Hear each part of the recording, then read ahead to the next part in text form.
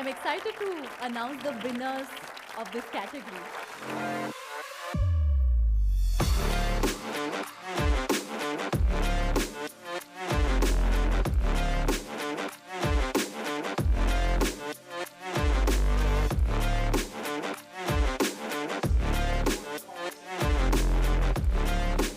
खेतों में जो स्केयरक्रो देखते हैं तो वो होप और प्रोटेक्शन का सिंबल है, और जब आप नीचे से गुजरते हैं तो आपके ऊपर ऐश गिरती है।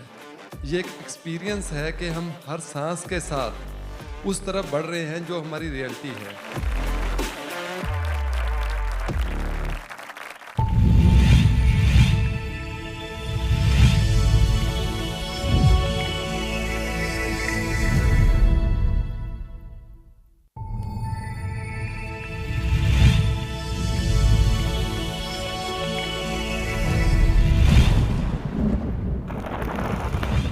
Across India, the climate crisis is intensifying. Rising temperatures, unpredictable rains, drought-prone areas and depleting groundwater are putting lives and livelihoods at risk. To address these urgent issues, BAIF Development Research Foundation is empowering vulnerable communities through sustainable water and resource management. We went with watershed management approach, the reach to valley approach. On the upper reaches, we have CCTs, VATs, then different water conservation and recharge measures like farm ponds. On demand side, improving the crop management practices like broad-based furrow, then drip irrigation, then sprinkler irrigation. BAIF is promoting climate-resilient farming and creating women-led micro-enterprises. But the true power behind this transformation lies in the community itself. This isn't just climate action. This is community-driven transformation.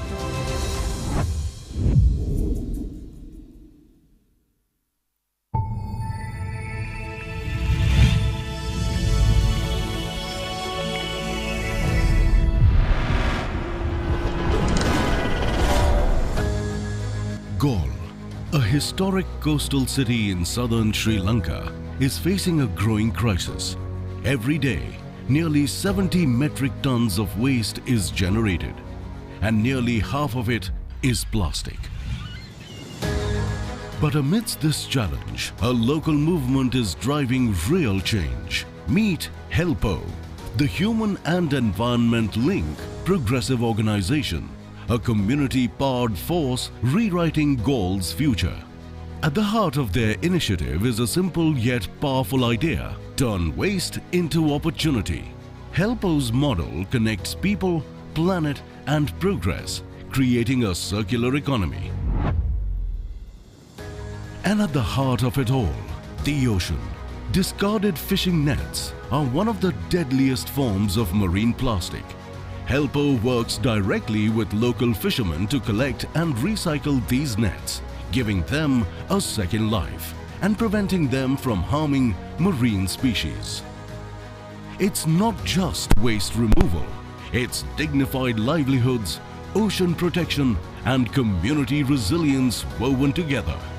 From the streets of Galle to the shores beyond, HELPO is proving that real change starts at the grassroots, with everyday people taking the lead.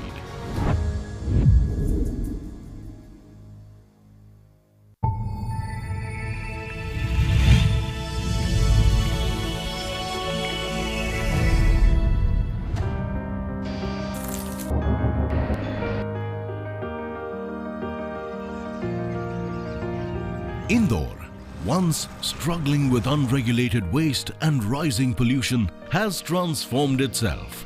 Today, it stands as India's cleanest city for 7 consecutive years under the Swachh Sarvekshan initiative. This success story is built on a foundation of strong governance, visionary public-private partnerships, and active citizen involvement.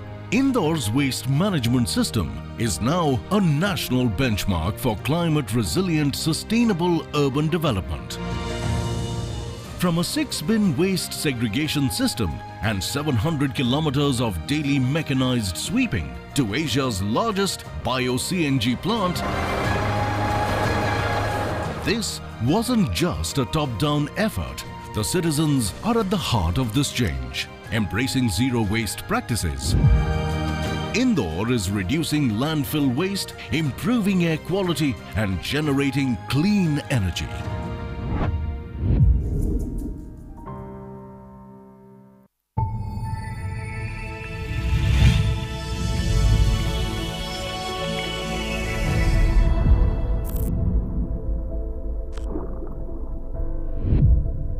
India generates over 4 million tons of plastic waste every year. It's a daunting challenge that affects every corner of the nation.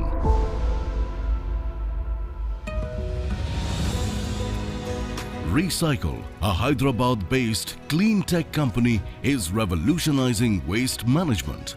With India's first digital deposit refund system, DDRS, Recycle is tackling this crisis in the tough terrains of Kedarnath, Gangotri, Yamunotri and Badrinath. The consumer pays a deposit when he or she buys a plastic bottle. When the consumer returns the empty packaging back into a designated retail or collection point, the consumer gets that refund back.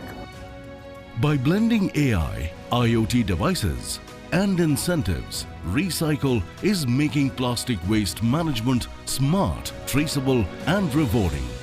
The shopkeepers contributed in supporting in selling QR code labeled bottles. The pittuwalas and godewalas, this was an opportunity for them to earn more. The impact? Over 43,000 kg of plastic diverted, about 60 metric tons of CO2 emissions prevented, and a scalable blueprint in place to expand this across India. Technology was just the spark, but it's the people who have made the real difference in DDRS. One bottle, one refund, one citizen at a time.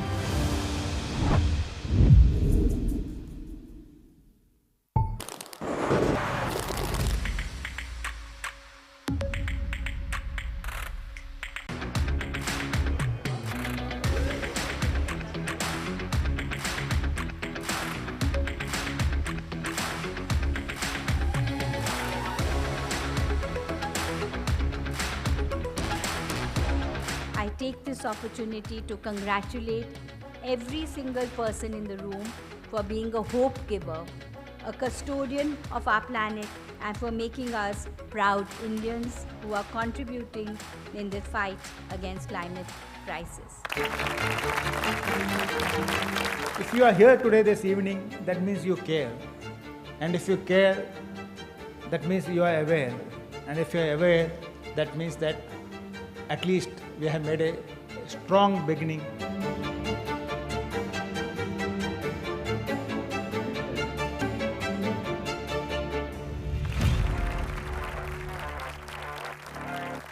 I'm excited to announce the winners of this category.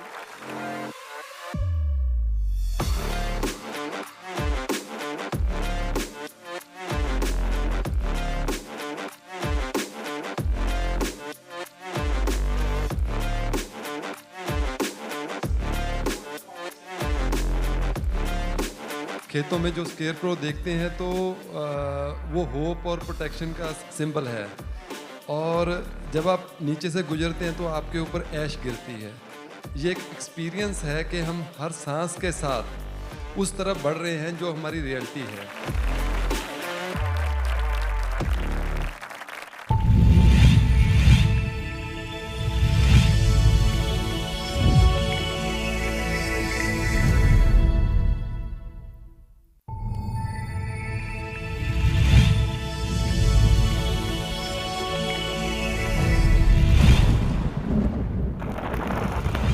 Across India, the climate crisis is intensifying. Rising temperatures, unpredictable rains, drought-prone areas and depleting groundwater are putting lives and livelihoods at risk. To address these urgent issues, BAIF Development Research Foundation is empowering vulnerable communities through sustainable water and resource management. We went with watershed management approach, the reach to valley approach. On the upper reaches, we have CCTs, VATs, then different water conservation and recharge measures like farm ponds. On demand side, improving the crop management practices like broad-based furrow, then drip irrigation, then sprinkler irrigation. BAIF is promoting climate-resilient farming and creating women-led micro-enterprises. But the true power behind this transformation lies in the community itself. This isn't just climate action. This is community-driven transformation.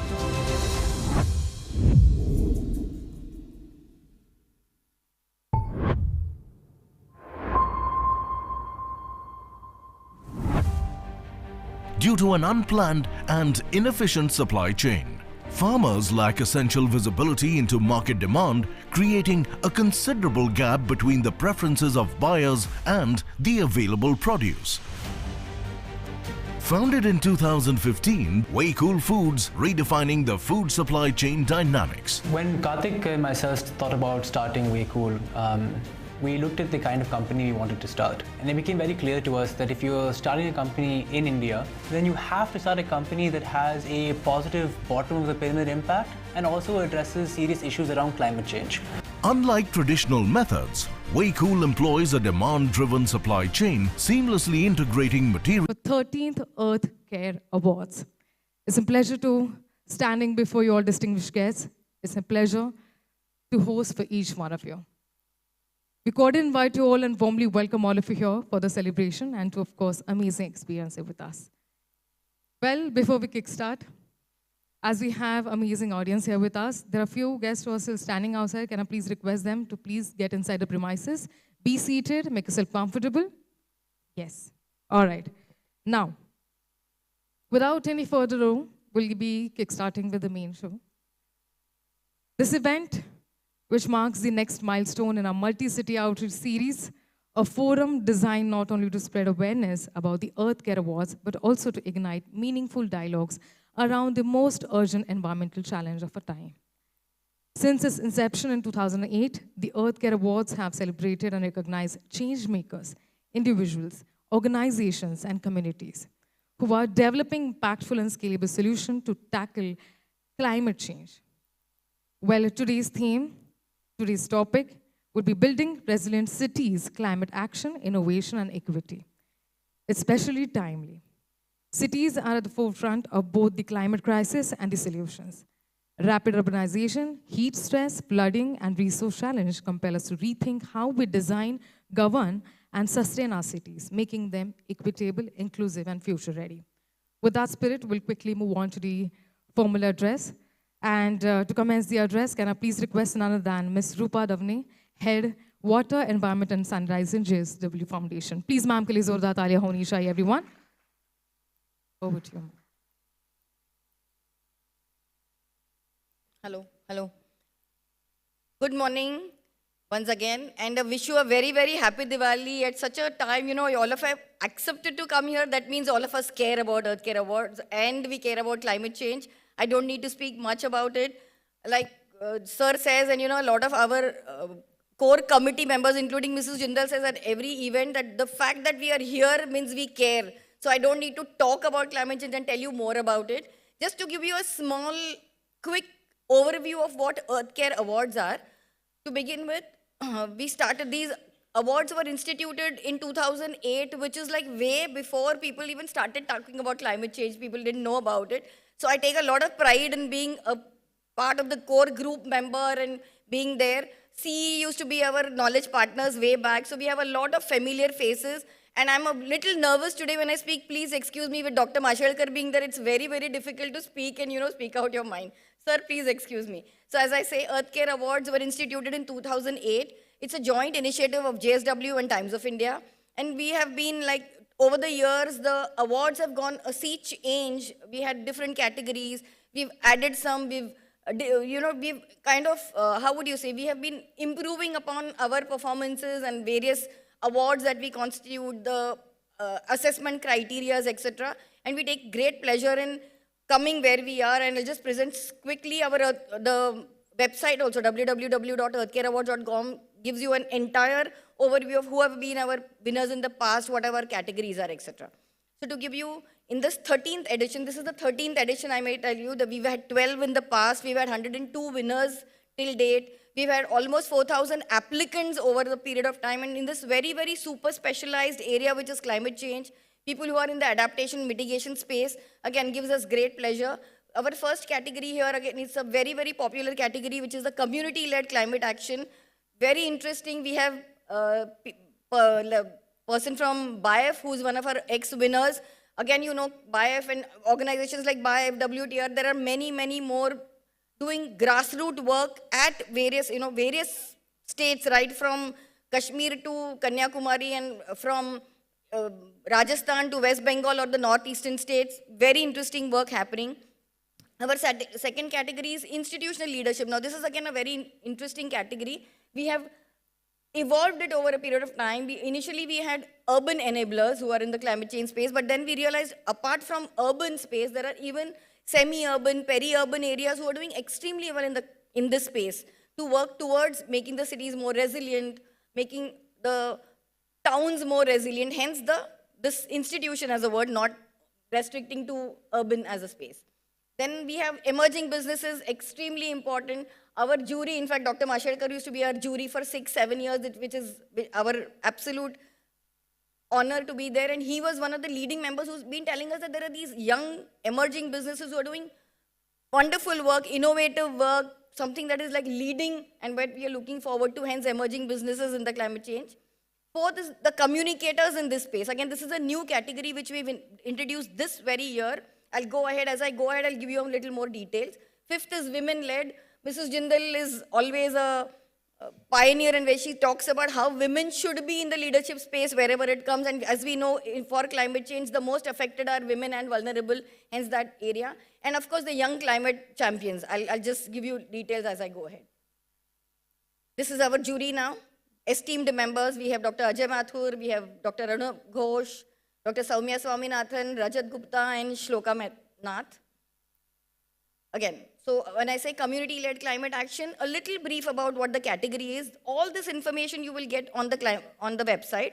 I'm not going to take more time. I'll quickly just give you one line. It says, recognizes grassroots-led climate action initiatives that combine local knowledge, innovation, and inclusive participation of the community, where the community themselves participate and are decision makers when it comes to actually working, whether adaptation or mitigation.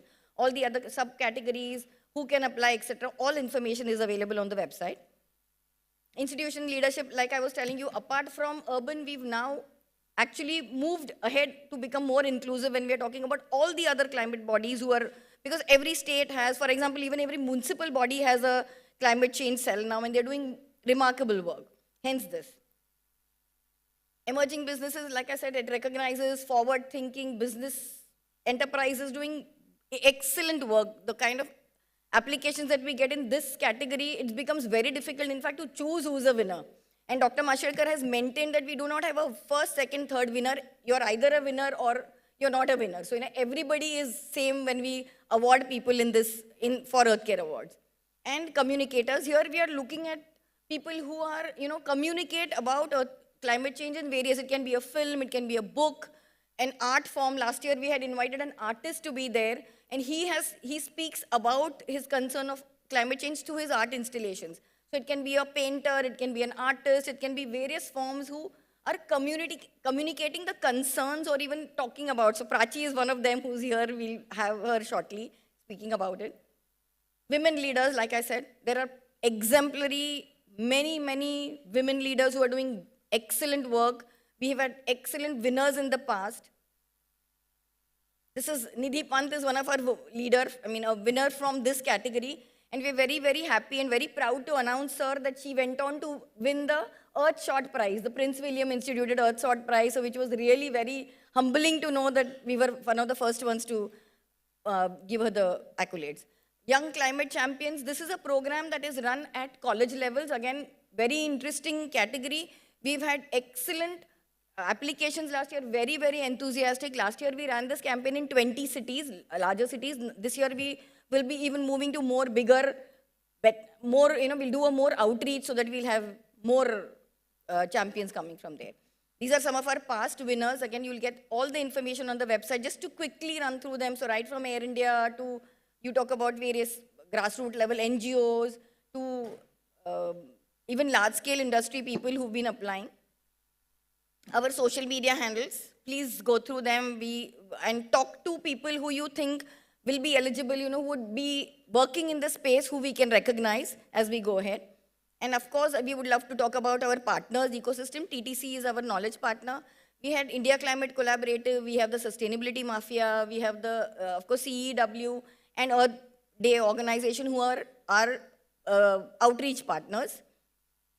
And these are our websites where you can reach, you can get all the information. I would really urge all of you all to at least visit the website once and ask, talk about it, spread the word so that more and more people apply and then we can recognize them. Thank you very much. I take this opportunity so that later on I will not probably get a minute to speak, and thank you so much, sir, for being here today. Dr. Mashelkar being here is a very, very big honor, and I'm sure all of you are going to enjoy the day as it folds. Thank you. And we'll see how this moves ahead. Thank you. Thank you.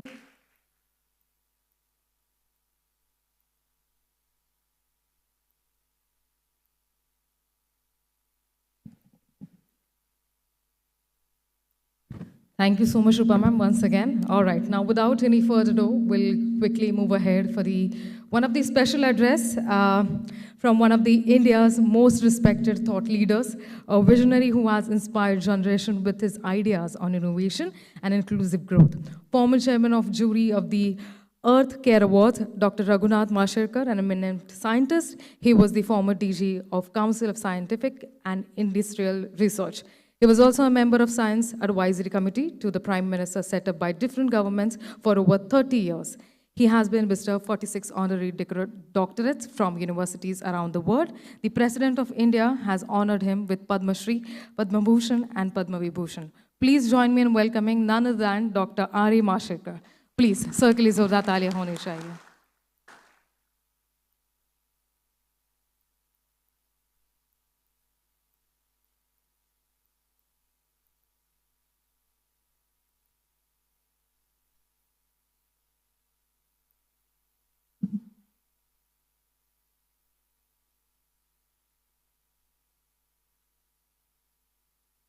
Thank you very much, and happy Diwali to you.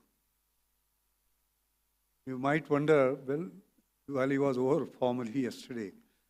No. I think the Festival of Lights has to continue and continue forever. I always say that the way to spread light, there are two interesting ways. One is you can be a candle, and one candle can light millions of candles, spreading light. Or you can be a mirror. Hold the candle in front of mirror and mirror spreads the light. The choice is yours, whether you are a candle or a mirror. But be either a candle or a mirror and keep on spreading light throughout the life. So there is no formal closure as far as Diwali is concerned. Every day is a Diwali day. Lightning and enlightening both go hand in hand. Thank you, Rupa, for inviting me. I am thankful to JSW and Times of India. I have been the chairman of the jury for 6 or 7 years now, and I just stepped down because all good things have to come to an end finally. You can just continue otherwise. What I'm going to do is something unusual. I'm going to talk about a mantra which, according to me, is going to determine the destiny of our earth, our being. And that mantra is more from less or more. Now, I do know that you are going to have a panel discussion on building resilient cities, climate action, innovation, and equity. Amazingly, if you think about it, solution to all these put together, although they look dead separate, is MLM, more from less for more. And this particular book, More from Less for More, has just hit the stands about 5 weeks ago. And Dr. Nulkar, I'm very surprised as well as delighted to see that 3,000 plus copies have been sold by one bookseller in 5 weeks. This is probably because of the strength of the message in the book, basically. And you will enjoy reading it. But I'm going to relate the messaging in the book to the theme that we are going to be talking about. Moving forward, if you see the urban magnetism, you know, better jobs, services, lifestyle, drives, migration to cities, and we have grown from 1 billion people to 7 billion in 200 years. In 1800, only 3% of the world's population lived in city. Today, it is 50%. And by 2030, 2/3 of the world's population will reside in cities. So every year, around 70 million join the urban population. These are statistics just to set the background. Now, unprecedented urbanization in the last century, from 2 mega cities in 1950 to over 30 now, and they are going to grow up further by 2050. So this is a real challenge for humanity. Now, no Indian city, unfortunately, since your subject is resilient cities, I'm a bit pained to see that no Indian city features in the top 10 resident cities list. New Delhi is 21st. So we have a job at hand, so as to say. Okay? We are not doing well. The details are here. I'm going to leave the presentation behind so you can, at your leisure, look through the details. The key challenges faced by cities are what? I think first is the infrastructure not keeping pace of rapid urbanization and worsening traffic situation. You leave a home, you don't know whether you will reach the destination in 10 minutes or 100 minutes, as far as Pune is at least concerned. And this is the situation with many cities. Resource scarcity, you can just see water, the struggle to get the water, right? These are realities. You look at the physical and mental health issues, nobody talks about them. But when you are stuck, this is where you are hit. And the climate change crisis, these are familiar scenes on television that you have seen, and so on. So the climate change related events and environmental risk, they pose the biggest threat for cities' resilience. They could be economic, they could be environmental, they could be geopolitical, they could be societal, and they could be technological. So at leisure, you might want to go through these and get the full picture. The solution, according to me, many times, you know, very complex problems have a simple solution. And this is the case here. I think the solution is found in Mahatma Gandhi's wisdom. When he said, earth provides enough to satisfy everyone's need, but not everyone's greed. What is he saying? He's saying that use less and less of exhaustible resources to get more and more of it so that you can leave this for generations to come, for more and more people. Simple message becomes MLM, more from less for more, right? And that is fundamental to what we do. So this is the equation, M by L equal to M infinity. You can maximize the M, minimize the L almost to zero, by the way, and get infinite sort of results. This is the principle behind this particular book, getting more performance from less resources for more people. And this is the aspiration for a better, fair, just and equitable world.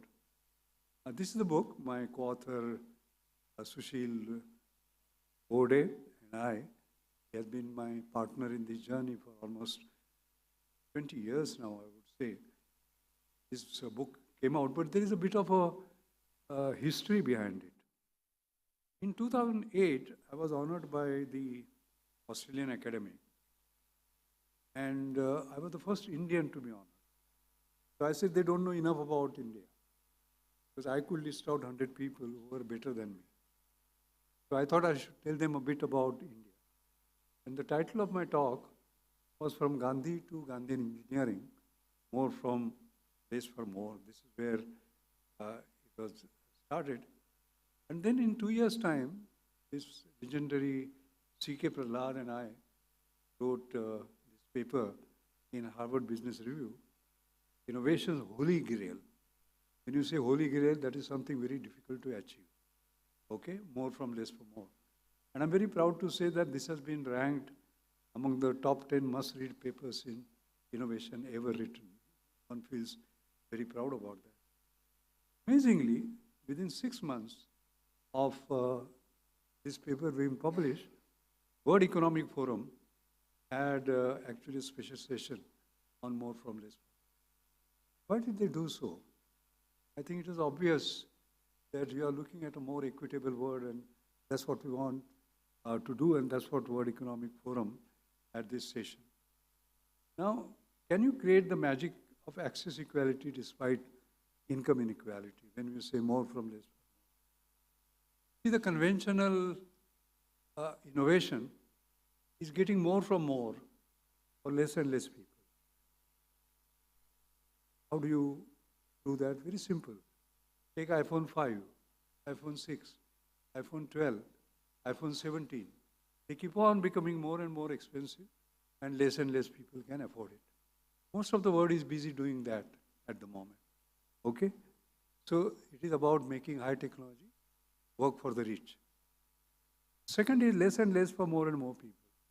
That means jugaad, knockdown technologies, and so on. And they become affordable. So poor people take these. I don't believe in MML or LLM. I believe that we must get more from less for more and more. What it means is making high technology work for the poor. What it means is making a contradiction like affordable excellence come true. Normally affordability and excellence don't go together. But we can do that. Take an example of these. Take an artificial limb. $12,000. How many can afford it? This could be life-saving of a lower middle class family. So this is more from more for less and less people, because less and less people can afford. The second is a wooden foot, cheapest. That is less and less for more and more people. But what we require is more from less for more. Like this Jaipur foot, $28, which became front cover page story of Time magazine. Just see it in action at the moment. This is the Jaipur foot. Just see the way he climbs. See? Just see the flexibility that is imparted, the design. Just see how he jumps and how robust the foot is. And when he's asked, did it hurt? He says, not at all. So there's a very good design, for us to say. But what he does now is even more interesting. He runs. He runs, and he can run a kilometer in 4 minutes 30 seconds. Normally, I get a clap here. I don't know what's happened today. You should be happy that this man, a poor man, is able to do a kilometer in 4 minutes 30 seconds. So I'm going to ask you a question. Don't feel embarrassed. How many of you can do a kilometer in 4 minutes 30 seconds? Please raise your hands. 1, 2, 7, 8, 9.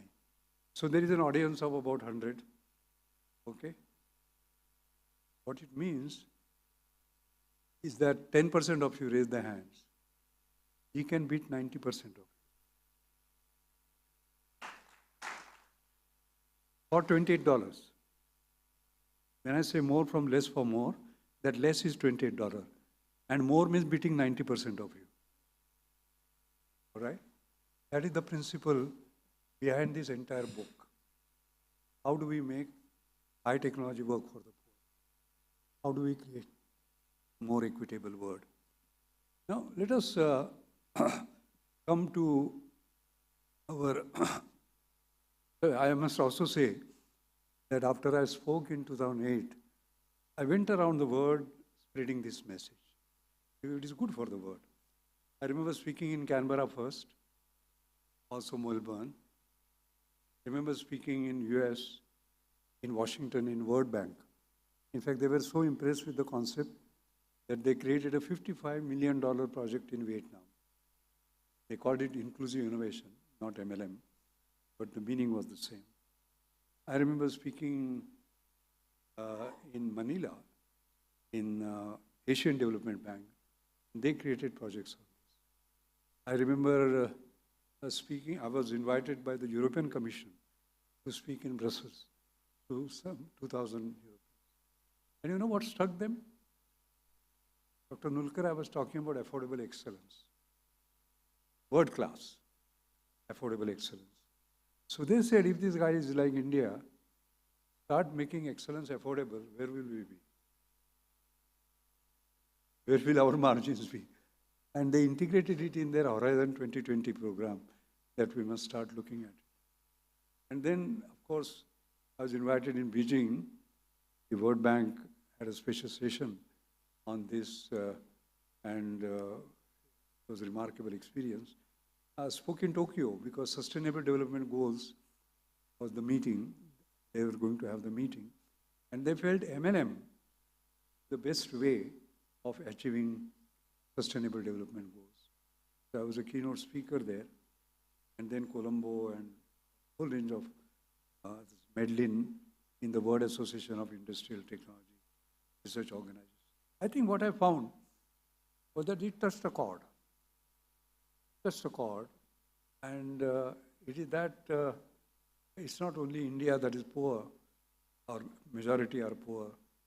There are many countries where there are pockets of poverty which are absolutely miserable. They could be refugees, they could be migrants, they could be colored people, so on and so forth.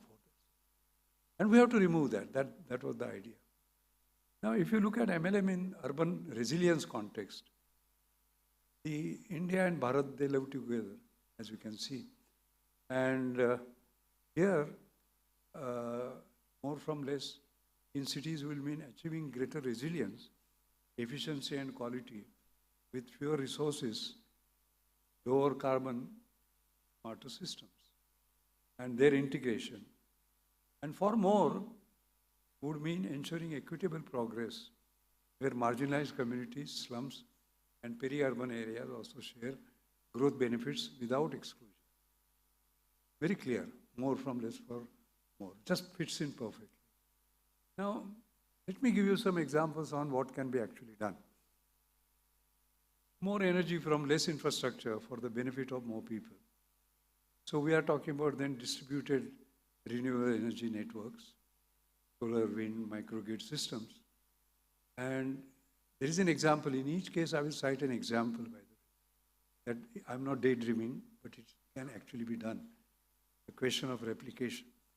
So Freiburg, Germany is internationally recognized as Europe's model solar city, hosts over 400 rooftop solar systems, generating 10 million kilowatt hour annually. Feed-in tariff policies guarantees 20-year fixed payments to users. And Woburn Solar Settlement, that is the Freiburg's flagship eco-district, generates 4 times its annual energy consumption. Can you imagine? We talk about sustainable consumption, but they are even producing more. And Freiburg's success reflects strong local governance and citizen cooperatives. I think that's an important point. So here is an MLM example that you can. Let's take another one. More comfortable homes from less resources for more people. There you come to the modular affordable green housing. Look at Aranya, the low-cost housing in Indore that showcases inclusive, sustainable urban design.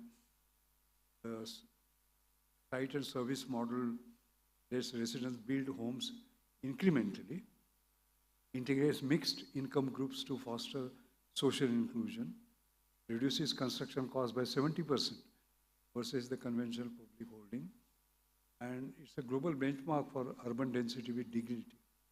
Dignity is the key word, right? And participatory planning. So we have some brilliant examples. Why is it that we are not able to? Another MLM, more fresh food from less land for the benefit of more people. Now, implement vertical farms on building rooftops. You know, the Sky Greens in Singapore was built to enhance food self-sufficiency, producing 500 kg of leafy vegetables daily using minimal resources. And there were rotating towers to ensure automatic sunlight, irrigation, and ventilation. As it happens, I was a witness to it because I was a member of Prime Minister's National Research Foundation for 7 years, Prime Minister of Singapore. I remember the idea getting generated. And the beauty there is ideas to action. This idea was proposed because Singapore doesn't have land to grow laterally. They can grow only vertically. And amazing, within 1 year, what they were able to actually demonstrate. So that serves as a global prototype for climate-resilient urban agriculture. I see no reason why one cannot do it. Another MLM, more usable water from less freshwater input for more people. You know, smart water recycling networks, like the Windhoek in Namibia. They began recycling wastewater for drinking in 1968. Wastewater for drinking in 1968. In severe droughts, plant turns sewage into drinking water in a day. City meets WHO standards. Serves as a global model. Look at more environmental insight from less infrastructure for more empowered citizens. I'm sure during your panel discussion, you will be covering this particular point. Because eventually, more important than science is behavioral science as far as climate change is. And here you can see residents use affordable air, noise, and temperature sensors to provide real-time environmental data. Air quality enables citizens to monitor local pollution. Low-cost sensors measures PM, nitrous oxide, carbon monoxide. The data is wirelessly uploaded to an open real-time global database, so everybody knows what's happening. And that empowers communities to identify pollution hotspots. Schools and citizen groups used to promote environmental literacy. And accuracy also correlates well. Professional grade monitoring is done, again, globally as a model. There is one more example of MLM, more durable infrastructure from less virgin material for more resilient communities. This is circular construction materials, for example, reusing construction waste, demolition. Netherlands targets fully circular economy by 2050, and concrete comprising 77% of building materials is key for decarbonization. This particular C2CA process fully recycles concrete into sand, grave and cement paste, and TU Delft Technical University has pioneered self-healing and most covered circular concrete innovations. So this is possible. There's more comfort from less land for well-being of more citizens. You know, one has to think of micro-parks. So particularly for a city like Pune, it becomes important. And Singapore's park connector network, managed by NParks, spans over 300 plus kilometers, with new expansions that are underway, reduces urban heat, lowering city temperature. Green corridors, they are enhancing the air quality. And network supports healthy living through cycling, walking, and so on. Again, human behavior. Just now the Nobel Prize was declared a few days ago. What was the Nobel Prize about? It has enormous significance. More clean air and water from less energy for more people. And this was creating a disruptive technology. What was the technology? They created what are called as MOF. MOF is Metal Organic Frameworks. Okay? A single gram of MOF would have an internal surface area of a football field, like a massive sponge. And they can filter toxic chemicals and improve wastewater treatment. They remove these forever chemicals, ensuring safe drinking water. They enable low-cost carbon capture, cutting emissions from industry and transport. The scientific breakthrough has been, in a gram, you can have a surface area of a football field. And you can see the absorptive capacity. Just now, it has been declared. Should we, in Pune, let us say, not take an initiative on how to take hold of that? Maybe PIC, maybe your institute, maybe anyone who is here can say, all right, I'm going to champion this, take it forward. Start with the pilot, for example. You have to keep an eye on disruptive technologies like this and not copy them after the others have done. That's why I'm saying this, within 7 days of the Nobel Prize. Okay? I think India cities need MLM paradigm to solve healthcare challenges. They have to be low cost, they have to be accessible, because villages don't have access. They must be high quality, user-friendly, integrated, 100% digital. Now, this book, More from Less for More, there is quite a bit on health, affordable health care, affordable excellence, so on. Soumya Swaminathan, whose photograph you just now saw, Chief Scientific Officer of WHO, she was. She read this and said the book goes beyond philosophy. It provides clear levers and pathways to make affordable, inclusive healthcare reality. That's what Bill Hasseltine from Harvard has said. And that's what Cyrus Poonawalla says. And they all talk about Anjani Mashelkar Foundation. This Anjani Mashelkar Foundation is something that I created 14 years ago. And what it does is that supports young people who do the next practice. I'm not a great believer in best practice. Because best practice means you are copying somebody. Next practice means you are creating something entirely new, which becomes best practice for others. I don't want India to be followers. I want India to be leaders. And all these young people have shown how that can be done. And here is the photograph of the winners. Each one of them, there is something special about them. They're all young, they're all aspirational, they are not chasing, they're all startups, and they are not chasing valuations, they're chasing values. They are not chasing billions, they want to bring the smile on the faces of billions who don't have access. I won't have time, because for that, Rupa would take 1 hour, so I'm not going to do that. But I'll just tell you what it means. These are the devices. Some of them are in 16 countries, some 20. One of them is in 50 countries. They are all FDA approved and making a huge difference. Just to give you an example, anemia screening solution. Okay? Supposing you want to find out your hemoglobin, what would you do? In the morning, somebody will come, take a prick, collect the blood, and by 4 o'clock, you will get a WhatsApp message on what it is. None of that is necessary. This breakthrough is such, you put your finger and you know what the hemoglobin.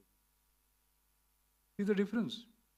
Because the equipment cost normally is 2.5 lakhs for CBC machine, just 35,000. Assessment is 100 to 300 rupees. Here it is just 10 rupees. And time for results, few hours today. Here it is just less than 6. We are doing wide-scale screening of anemia in Pune schools. And Rupa, you will be shocked with the results. Close to 30 to 40% of the school children are anemic. Our normal readings are 13 to 15, right? People like me will have 10, 11. You go below 9, you become anemic. There are children who have results of 4. See the serious consequence of this. Their brains will not develop. Right? What is the brain power we are talking about? So there are lots of programs that we have taken up, but this has been possible because of this breakthrough. This is going all across. Look at breast cancer screening, for example. The best practice is mammography. The next practice is iBreast, a small device like this, and it is ultra portable, accurate, wireless and cloud connected. See the difference. Here the equipment cost is 80 lakh, here it is 6 lakh. Assessment 1500 to 3000, here in 150. And the results here are 30 minutes. This is instant. Besides, mammography is painful. There is a radiation. And it is expensive. This has gone to 20 plus countries today. More than 2 million women have been screened. Goa alone has screened 2 lakh. Can you just imagine, because it is non-invasive, basically, painless and so quick and so affordable, what difference it can make. You look at respiratory problems using cup biomarkers.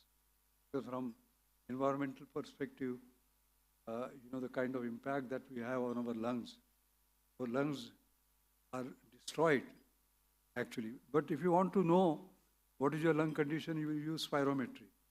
Here, this is Shwasa. What is Shwasa? You have this mobile. The audiometry is trained by artificial intelligence.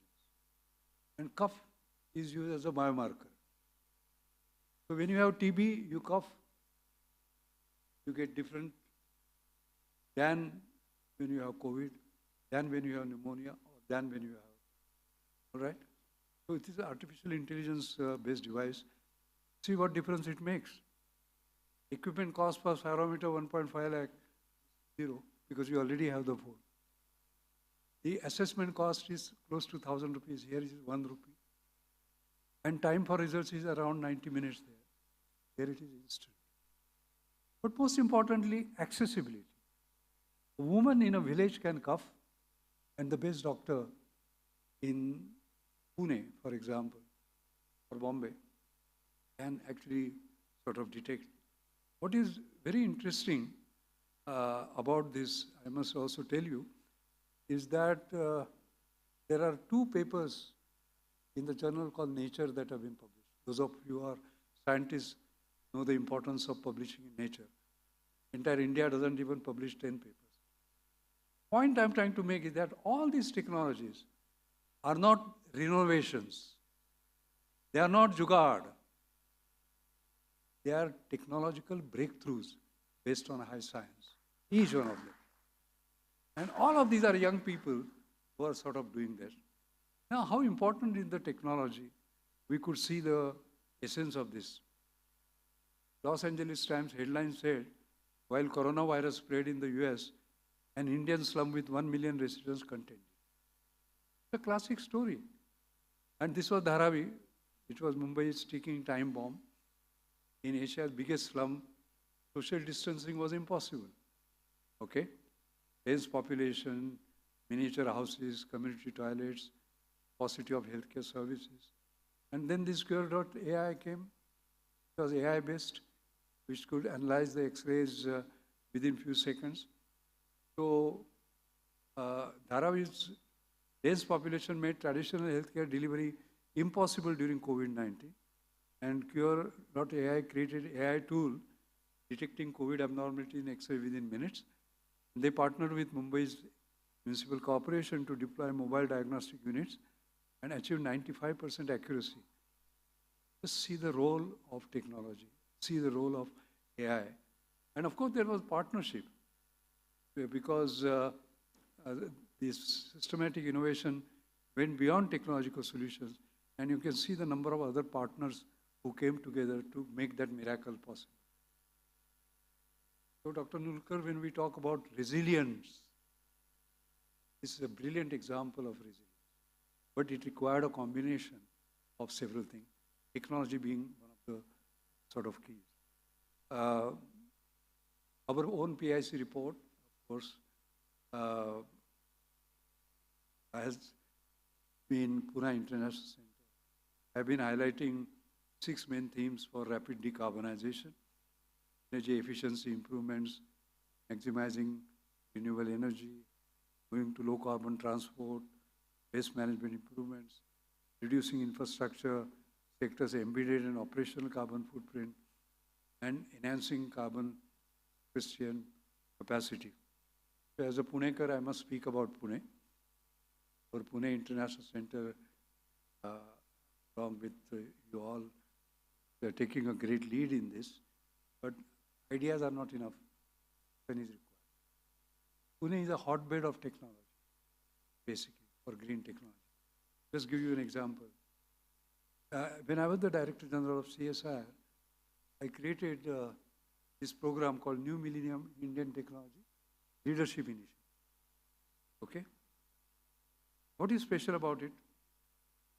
Indian industry always worked in that quadrant where technology was known and markets were established. Technology was known, so they could copy.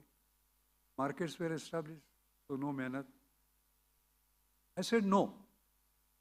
We must work in areas where technology is not known, markets are not established. That is that quadrant. That is taking full risk. Persuaded the government to create a program where the government will give money to private sector. Okay? That is not heard of. Normally it is the other way around. And we had this program where we started with, as early as 2002, the green hydrogen program, industry participation. There are several things that we did over a period of time.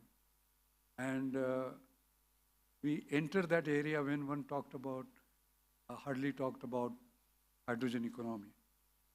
And you can see this first indigenously developed hydrogen fuel cell bus that was launched in 2021. The heroes are there, the Ravi Pandit in the middle, and Ashish Lele, fantastic engineering scientist. Pune is lucky to have him as the director of National Chemical Laboratory. It beats in performance and cost, state of the art, so as to say. And look at this, our Prime Minister launching the first hydrogen-powered ferry built at Cochin shipyard. They developed this hydrogen fuel cell system, again beating the best in the world in terms of cost. Now there is a project called Harinauka, okay? And you can make all the greenways, waterways green by using this, because hydrogen fuel cells means no thing. I think they are moving with a rapid scale up. And here is the leadership. Here is the leadership, because in cost we beat the rest, in performance we beat the rest, totally indigenous. We can rapidly prove it that we can make our waterways green, and then the rest of the world is our market, so as to say. But technology has to be backed up by policy and a political will. Then this will become possible. The point I'm trying to make is that we have that capacity. And I'm very proud to see this program now. And by the way, I want to tell you how powerful we can be. Because if you look at the Nimitli program, the fuel cell program, 14 years, we just spent $7 million. That's all. When I talk about affordable excellence, that's what it is. And if you see an equivalent program of US Department of Energy, their 2009 budget itself was $77 million. Can you just imagine? Can you compare? So that is why India provides the highest intellectual capital per dollar. Are we taking full advantage of it? I'm afraid not. We have to take that. So when we talk about green technology, we can be leaders. These figures are self-evident. And finally, recently the Pune Hydrogen Valley initiative has been launched.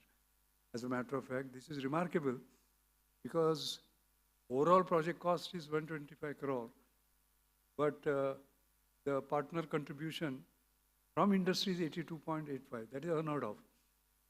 Normally 1/3, 2/3 is the ratio.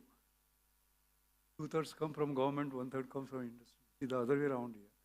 And as you can see, it moves from production to storage, distribution to utilization.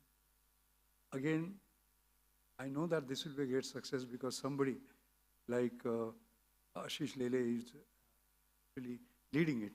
These 3 slides I just showed show the power of Pune in terms of creating technologies which are sort of breakthrough technologies.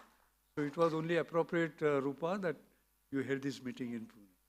Okay? And finally, we require, of course, leaders. Without that, nothing happens. Leaders with innovation, compassion, and passion. Innovation up here, compassion in the heart, passion in the belly. We require collaborative mindset. You can't do anything yourself. You have to partner. We require courage and conviction. Because many times people will give you 10 reasons why it cannot be done. You have to find one reason why it should be done. You have to challenge the conventional wisdom, basically, right? We are always looking at somebody else doing it. System thinking. Most important, adaptability coupled with agility. Because when things happen, they happen so rapidly, you have to respond, like what happened in COVID. Harnessing talent, technology, and trust. We must have trust in our young people. That's very important. I just saw the example to do that. India's problem is not budget deficit, trust deficit. I'll be honest with you. Then, evidence-based decision making. It will be important. I remember I was chairman of National Auto Fuel Policy, 2003. Okay? The condition of Delhi was very bad. It continues to be bad, winters, after 22 years. Anyway, so we laid out the National Auto Fuel Policy. And there was this lobby who said CNG will clear everything. Okay? Center for Science and Environment, for example.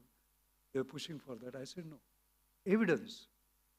And I remember putting almost 100 plus scientists from Central Road Research Institute, from National Environmental Engineering Research Institute, Indian Institute of Petroleum, and so on and so forth, and got evidence. And they were claiming that because CNG was put in buses, the pollution levels came down. We said no, they did not even contribute 5% to 10%. 90% came because of new cars, new technology, and new fuel, not 500 ppm, but 50. So it has to be always data-based, not perception-based. Please, that is very important in India, and particularly with media being what they are at the moment, word just goes around. I think we have to have that scientific mindset. And finally, inclusivity. Inclusion is most important. And I would just end by saying that everyone has to be the participant. You saw, for example, this Diwali, we are hoping that on the Lakshmi Puja day we will not hear the crackers. The loudest noise of crackers came on that day. So I know a school teacher who was drilling into the minds of the school children that patake vazu na ka, the rest of it is. They had all agreed. And yet they heard, so then after the school started, she asked what happened. They said, no, but our parents said, doesn't matter, today you can. That doesn't work. In school, you are told, Satyameva Jayate. The child comes home, father gets a call, he says, tell him I'm not at home. You understand the point I'm trying to make? The human behavioral science is going to be the key for solving not only this problem, but all other problems. It's not the issue of mind, the issue of mindset. And finally, thank you very much for this opportunity. Thank you. So much, Sheikh. Thank you so much, sir. Can I request you to be there on dais? I'll request Rupa ma'am to please come ahead and join us on the stage. Can I request Rupa ma'am to felicitate sir, please? Thank you so much for inspiring words. Once again, एक बार sir के लिए फिर से जोरदार तालियां होनी चाहिए, everyone. Indeed, that was super interesting and a thoughtful presentation. Thank you so much.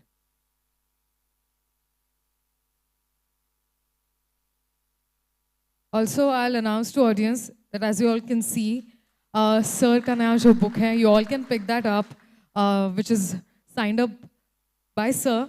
You all can pick the same book right after the event. All right? Thank you so much.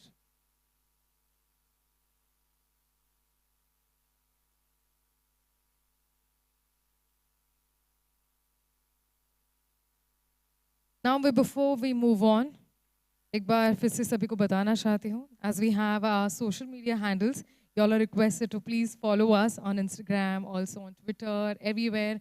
You all can see LinkedIn पे at Earth Care Awards. On Facebook, we are also there. On Instagram and on Twitter. And if you want to apply, if you want to register, you all can please visit www.earthcareawards.com. Please take a note of that once again. Also, Dr. Mashaikar sir, ज्यांचं आता सुंदर book आपण बघितलं आणि ते signed up by him only. You all can receive that, pick that up from the registration desk right after the event. All right, now without any further delay, let us move on to the next segment, the panel discussion. Yes. She just told you all, sir has been very kind. There is an autographed book that each one of you all is going to get. I think that's the biggest Diwali gift that we can ever have. Thank you.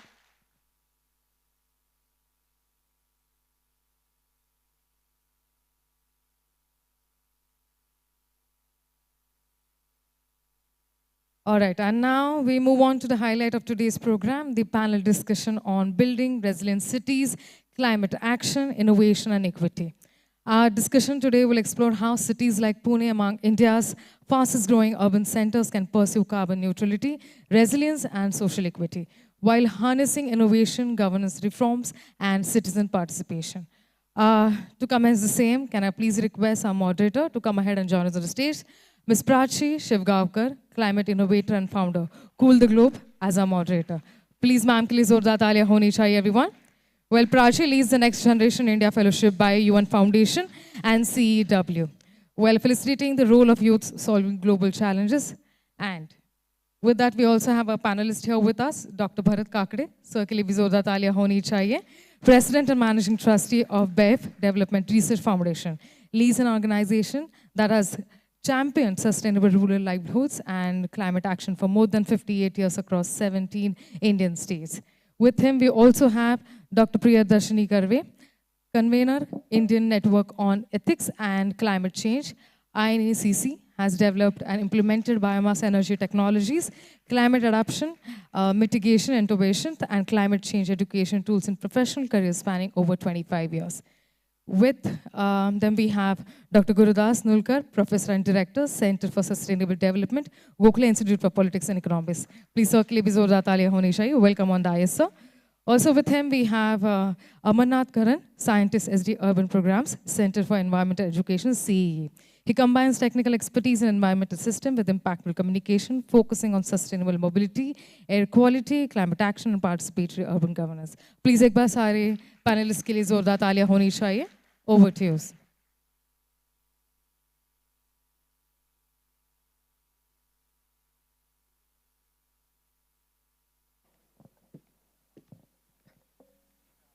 Hello. So this is a very special event and a very special panel for several reasons. The first and the most important reason is because Dr. Mashaikar sir आपल्या बरोबर आहेत म्हणून. Second reason is also because I looked at the panel and I instinctively said, "अरे ये तो सगळी आपली लोक आहेत." So this is a panel among friends who run into each other often. The last time we all got together was at the 12th Earth Care Awards, and I'm sure some of us will meet again at COP30 in Brazil. So I'm thinking this is going to be more of an open chat than a formal panel discussion. And the third reason is also because the conversation we are about to have. We're going to spend the next hour talking about making our city climate resilient. But to tell you the truth, the biggest reason I feel hopeful about our ability to do so is because of everybody on the stage today. Let me explain why. So 6 years ago, I was a young student, and I remember asking a simple question. What can I, as an ordinary girl, do about a big problem like climate change? I started an app for climate action called Cool the Globe from my dorm room. And I remember within the first month of launching it, we had about 50 users, and even those were very hard to get. My mother, who's here today, used to joke that me and my father, who all of you know, are going to be the only 2 users of the app. Because who wants to make changes in their behavior for the environment? I had no idea how to scale a climate tech platform, how to run an environmental initiative. So what did I do? I reached out to all of you. Gurudas sir was the first expert we emailed for guidance. Our first paper that we launched was with you at Samuchit. And our first mentor, Srikandev sir, is in the audience today. And the first organizations we reached out to were MCCIA, PIC, BIF, and CEE. And now, 6 years later, this app that I started from my dorm room in Pune has reached over 25 million citizens around the world.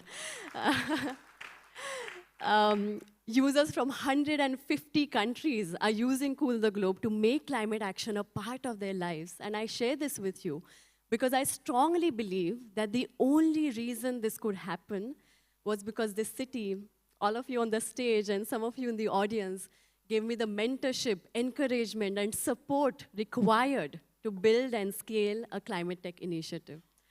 That, to me, is what resilience looks like.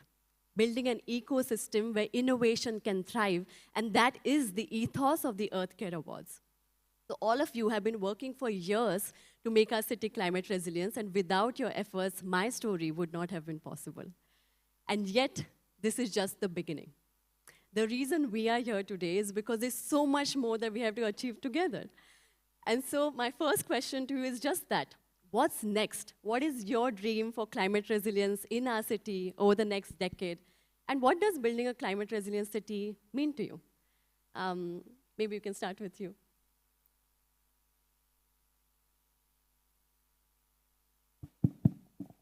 It's on. First of all, thank you for wonderful introduction. And let me also thank Times of India and JSW for having this wonderful event around Diwali, and where we have seen a huge amount of pollution. And thank God that nature came to rescue all of us. It rained heavily yesterday, day before yesterday, in some parts of the city, I guess. And having Dr. Mashelkar sir here is, I think, really great to listen him and also to share our thoughts in front of him. Well, my view is that Pune may not be resilient, but people in Pune are very resilient. As we all know, we face a lot of challenges every day. Challenge of traffic, challenge of pollution, challenges of communication. Despite that, Punekars, they are quite resilient, they are quite intelligent to navigate through all these challenges and do the excellent work, which I think Dr. Mashelkar also mentioned, that we are intellectual people and we keep that pace and that passion in our day-to-day functioning. Well, the dream for Pune to be resilient or to be future challenge-proof, I have a very different and fundamental dimension for looking at this, the entire ecosystem.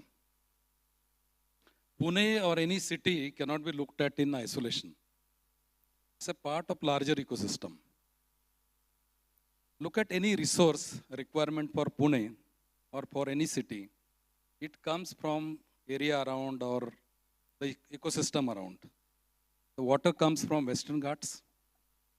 Food comes from either cleaner part or polluted part. Eastern is polluted, Western is cleaner. And then the human resource, it large amount of human resource, it also comes from the ecosystem.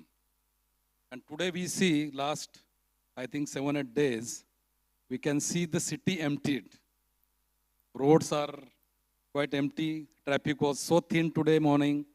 So we can imagine the skilled resource comes from outside. And hence, for future, we have to see that the entire ecosystem will have to be looked into as a single ecosystem, as an integrated ecosystem. And hence, we have to see that what kind of food we eat. Is there a diversity? Are we drinking clean milk? Are we eating residue-free food? We have to challenge, we have to question. What are the actions we as Punekars, the citizens in cities, we do for the ecosystem which is serving us? Do we do anything for that? We have to ask this basic question. We have to also ask all the services for supplies in Pune, to what extent we are aware of it, from where it comes, who is producing, who is supplying, what is nature of that supply. So we have to ask all these questions, and hence the solution or the direction can be worked out together by the ecosystem as a whole and by the individuals in the city, and then only there will be a right path to be chosen by all of us together. तुम्ही म्हणला तसं no surprises की आपण सगळे आज कार्यक्रमात वेळेत पोचलोय कारण for the first time in months there was no traffic on the road. Karve ma'am, what is your dream for our city? Yeah, thanks Prachi. So I feel that city will start moving towards climate resilience if the citizens as well as the city administration have a science-based understanding of the climate vulnerabilities that are there in the present and are coming in the future, and also what are the solutions, and then develop a common vision for resilience. Now that is not happening in most cities across India, even in Pune, because there is a disconnect between the citizens and the administration. Actually, Pune has a very great opportunity to sort of be the path leader in India for creating a framework for climate resilient urban development. Because as Dr. Mashelkar also mentioned, Punekars in general, and I have worked with organizations, institutions in different cities in India, Punekars in general are a bit more aware than residents of other cities about climate change, about technologies and so on. And that is why we see a lot of innovation happening in the city. There is also an interesting green entrepreneur ecosystem evolving in Pune city. There are all these educational and research institutions around the city. There are science-based civil society movements, all of which have been collecting data on how the climate variability is happening, how the ecosystems around the city are changing, how the biodiversity around the city is changing. All of last several decades of data is there, which is very important for making reality-based plans for the future. So all those basic ingredients are there. What is lacking is really the political will. And now many cities, including Pune, are now doing their climate action plans. And a claim is being made that because a city is making a climate action plan, therefore it has taken a step towards climate resilience. I think that's a false premise. for the simple reason that creating a climate action plan as an independent plan, which is sort of hanging there in isolation, is pointless.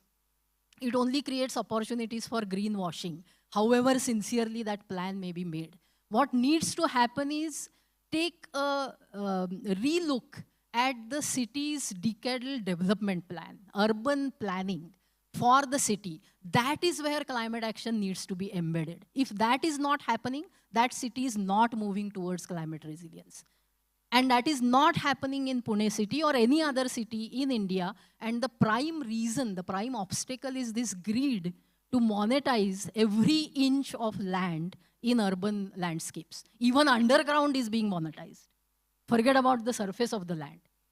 So as long as this land mafia has control over the political leadership and the administration in cities, we will not see climate action embedded in the cities' DPs, the development plans. And if that is not happening, the cities will not move towards climate resilience. I'll give you the example of Mumbai Climate Action Plan.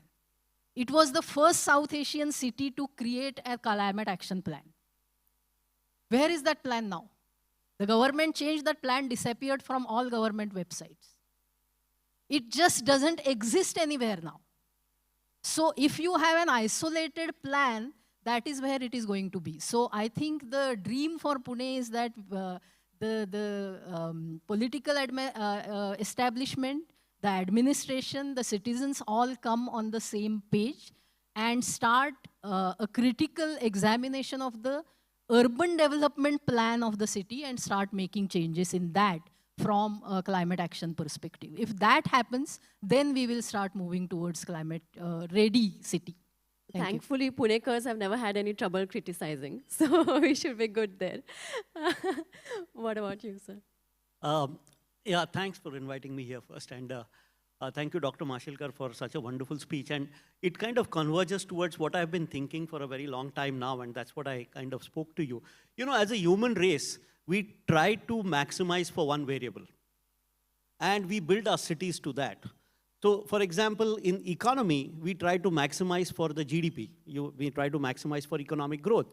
In agriculture, Dr. Kakade, we try to maximize for yield. Right? When we build a dam, we try to maximize for the storage of water. But nature doesn't operate this way. Nature optimizes for multiple variables. And when you optimize for multiple variables, you agree to the fact that not one parameter is over and above the other parameters. And I think this is what we need to have in our urban planning. In city development, we tend to maximize for, you know, density of population, for streets, for roads, for electricity, and all these things. So this thinking is exactly what Dr. Mashilkar says: more from less for more, right? So for more means optimizing for multiple variables. It's not just for livability of the city, it's not just for infrastructure of the city, it's not just for maybe traffic density and traffic movement, but it's essentially optimizing for all of that. And therefore, what I would like to say here is that we must throw our urban planning out of the window. I mean, in face of climate change, and climate change is here and now, right? Nobody can deny. We do have deniers, but you know, it's kind of inevitable that we will have them. But in face of climate change, if we are designing and administering our cities the way we have been doing so for all these years, we may not exist. And I think that's the bottom line. Can we optimize for multiple variables in a city? And in that, there are at least 4 major considerations. One is optimizing for efficiency. You know, how do you improve the administrative processes for efficiency? Second is designing for circularity. How do you design cities for circularity? It's not a bolted on approach. It's an embedded design approach. The third is renewability. How do you optimize for renewability of resources? So for example, Dr. Mashilkar showed the Pune decarbonizing plan. We were trying to optimize for 6 different variables in that, not just one variable of improving administration or making more efficient. And finally, about the well-being and livability of the city, because that becomes a dependent variable if the other 3 variables are optimized for. That's it. Amazing. What is your dream for Pune? Yeah, thank you, Prachi. And thanks to JSW and Times of India Group for inviting me here. And I've been associated with EarthCare Award for its initial years, so I'm very glad to come here on this stage and talking about climate change. I think the urban category, which was initially, which Rupa was talking about, so that was kind of initial year. I was instrumental in creating that category. And the vision that time was to why city should be part of award, EarthCare Award, which is looking at climate change, is that cities has a very big impact on climate change. At the same time, it gets impacted by the climate change. So both are there together. When it comes to resilience, I think we covered many aspects, which includes technology, how we reach out to people. But I think governance and people's participation, people's engagement in the whole government's process is very, very important when it comes to cities. We know many technologies, we understand those, we know systems and how systems works and which systems are better for better cities or resilient cities, but still are not able to replicate to the scale where it actually gives the benefit a city can harvest from using those systems and those technologies. For example, if we look at sustainable mobility and the plans which are made by the city itself for the city, which is like comprehensive mobility plan, or even I remember that CE was involved in creating the resilience strategy for the city of Pune with 100 RC, 100 Resilient Cities, which is the initiative of Rockefeller Foundation. They identified different areas wherein it needs to work and how it needs to work upon. But where are those plans? Are we talking about those plans? Are we implementing those? I think we are not actually. And therefore, it is very important that we look at cities as the unit or the places which needs to be managed in a better way and no other than the government leadership and as we see as institutions, which has to be working with civil society organizations, the citizens, the institutions, education institutions, right from the schools and colleges. We have seen many examples when Masalkar sir was presenting that how youth are coming up with the new solutions, but where are the instruments to take it to the masses? I think they are still not reached to the level where it will actually benefit the city and implement things so that it can reach out to the last person in the society that we say. And that is what is required if we actually want to make changes. There are many proven examples like sustainable mobility, bus-based mobility, circularity in terms of waste or resources, I can say, how to utilize that, the practices of construction. So these things we need to look at. Thanks to the climate this year, I see, we have rain since May till now, and we are not feeling the impact of crackers in the city. We are happy just because of the rains. If you look at just the 1 week gap in between, you look at the evidence, which is like the air quality index of the city, it was bad just between the 5-6 days when there were no rain. So there are some things which are putting things under the blanket or not visible to us, but that doesn't mean things are not working, which is not impacting us. If you look at, sir was talking about the impact of lesser hemoglobin in the blood of children. But you think that those children are also exposed to the air quality. And we know that if we work on one aspect, it is connected. I'm talking about air quality because air quality and climate change both are connected when it comes to the sources. The gases which are pollutants and the gases which are causing greenhouse effects are coming from the same activities which we are doing in the city. So I think we need to look at more in the larger ecosystem perspective. We have to look at with the systems perspective and how we can bring the practices of sustainability in the city to make cities resilient. Thank you. Amazing. You touched on youth solutions. So the first question that people ask when we talk about sustainable, climate-friendly cities. People always talk about competing priorities. The EarthCare Awards launched a Youth Climate Champions program last year. And we talked to so many young people with remarkable ideas, innovations, startups. I often speak to thousands of young people. And whenever I meet a young person extremely passionate about working in climate sustainability, I meet an equally worried parent with just one question. Kaya asil prashna? Any guesses? So the question is always, की याला climate मध्ये काहीतरी करायचं आहे, पण पैसे कसे कमावणार? And at a city level, people think the competing priority is, yes, sustainability is important, but what about economic progress? What about development? So my next question is to you, Gurudas sir. Are these competing priorities? And if they are, development and sustainability, if they are, how do we deal with that? I think the easy answer is absolutely not. They are not competing priorities. You know, ecology and economy can never be competing priorities. The problem, the conundrum arises because in education, in school education, we have never been taught the real value of natural resources, ecosystem services, ecosystems. The functioning of the planet rests solely on multiple parameters. And these multiple parameters enable an economy to exist. Right? Without natural resources, without land, without minerals, without fossil fuel, there is no economy. Without ecosystem services, without the hydrological cycle, there is no fresh water. Without groundwater recharge, pollination, seed dispersal, we don't have food production. So this understanding is absolutely not made clear in our school education and also not in adult education. We talk about climate change, climate action, while ignoring the basic fact that without a healthy ecology, the economy doesn't exist. Businesses cannot exist in a nature-depleted world. That is the bottom line. And nobody talks about this. We talk about ESG as a reporting tool. We talk about GRI as a world-recognized mechanism for that. But this basic fundamental thing, we don't acknowledge when we talk about it in, conferences like this.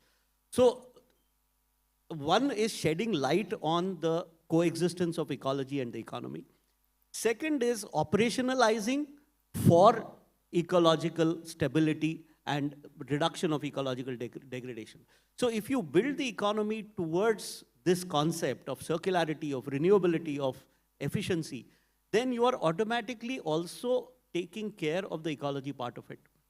And that is very easily possible. So the 17 Sustainable Development Goals are essentially trying to integrate all of that, what we have talked about. Life below water, life on land, pollution, decent employment.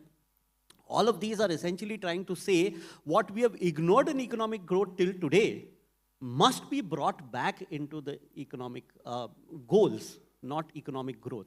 And that is a very clear understanding that we must inculcate in that. Amazing. Ecology and economy, two sides of the same coin. My next question is to you, as my favorite question. I truly believe that the biggest transformations in the history of humankind don't happen because policymakers have decided something. They happen because people like us come on ground and say, I care about this. And so we've touched through the course of this on the role of citizen participation. But how do we get people to care, and how do we get citizens to participate in our mission to make our city resilient? Yeah, I think on this I would like to quote a few examples. What we do, what we started doing. We have different campuses in Pune city, we have around Pune. We know that the largest contributor for emissions is transport, is energy rather. And then it is agriculture, and then it is industry and all that. What we have done is, first thing, we have converted all these campuses into campuses powered by renewable energy. Okay. So whether it is small campus of 1 acre or the largest campus in the eastern side of Pune is 500 acres. All these campuses for our offices as well as in agriculture, they are powered by renewable energy. That's what we started from ourselves. Number one. Number two, we have also created, and it is in the progress of its final demonstration model. On the, again, in Urli Kanchan near Pune, we have created a BIAP Rural Innovation Park, wherein we are demonstrating 20 crops to be grown under solar panels, agrovoltaics. So agriculture can produce, the farm can produce both energy and good quality crops. Again, organic. In that campus of 60 acres, no chemicals is going to go inside. No power is going to come from outside. And whatever is going to be produced there will be clean, residue-free, and healthy. Whether it is milk, whether it is crop, whether it is power, whether it is anything which we produce, there will be all kinds of technological demonstrations which will be generated, developed by the individuals, citizens, or the people, both from urban and rural areas. Under that, we also have created a rural incubation center or incubation center, wherein the youngsters are encouraged, they are nurtured for working on high-tech agriculture, high-tech value chains for supplying food, pure food from rural areas to urban areas. So that the urban issue of food quality is also going to be addressed with that, and there will be good amount of employment generated out of these value chains, which will be created by the youth through their startups. We have recognized startup incubation center by Government of India. So all of this will not happen, is not going to be successful unless there is individuals' participation, unless there is demonstration by the individuals and by the institutions. So if every institution, like what we have done, start producing their own resources, start producing their own energy, at least, because energy is the largest contributor. And if that is addressed, there are plenty of areas surrounding Pune where agriculture can also produce, in addition to food, energy and can supply to the city. So the entire requirement of energy for the people staying in city and for the industry in city can be supplied by the surrounding areas. This kind of simple solutions are possible. Let me quote another very simple example, what can be done by individuals. And it also comes from the economy and ecology, how it can go together. The milk which we consume, it comes from the livestock. And as we know, livestock, 55 to 60% of the emissions in agriculture sector is happening through livestock, through enteric fermentation. We have innovated a product, feed supplement, along with ICR system. It was All India Coordinated Research Program. It can reduce enteric fermentation by 20%. We have started producing it. Last year, we produced more than 200 tons of feed supplements supplied to the dairy farmers. They have used it, and to that extent, there is contribution for reducing the emissions. So this is a very simple solution, and this doesn't cost any additional pie than what farmers feed. It's just formulation created out of the ingredients required for methane management. So this is one simple example how economy and ecology can go hand in hand. The another very important example, again, a WADI program which we have devised, say, 25 years back, created by the tribal people, not by BIAP. This program was devised by the tribal communities because it's a backyard garden for them. It produces good food, fruits which can be sold in the market. And today, that over a period, it was supported and it was demonstrated and all that. I won't get into the story of that. Today, those early farmers, their earnings are not less than $1 million. That is the annual income which they are earning. Tribal people having no resources, having even no clothes to wear those days. And this program then supported by the policymakers, and now it is spread across 22 states, supported by NABARD, supported by tribal departments. So excellent example of economic progress of the people who have resource scarcity, who are socially, economically behind the mainstreams. And this 1 acre model, very simple model, it sequesters about 50 tons of carbon annually. So it also, compensates or offsets what family emits. More than that rather. A family emits maybe not more than 5 tons or so, but then they are producing more, they are sequestering more than what they are emitting. So there are such numerous such examples, I can quote many, but there are a couple of examples where individuals or the economic and ecological models which can be integrated, which can bring in circularity in the whole ecosystem and which can actually benefit each other, both urban people and rural people. So there can be excellent marriage between the demand and supply within the ecosystem. The first time I visited wife, आम्हाला मस्त ताजं गरम दूध प्यायला दिलं होतं. So we got to witness what that marriage really looks like. And since then, I've always wanted to come back. I would like to quote one more example because that's very, very important. The climate change, as it is also mentioned in the background paper, it also impacts very badly on the diversity, the general diversity.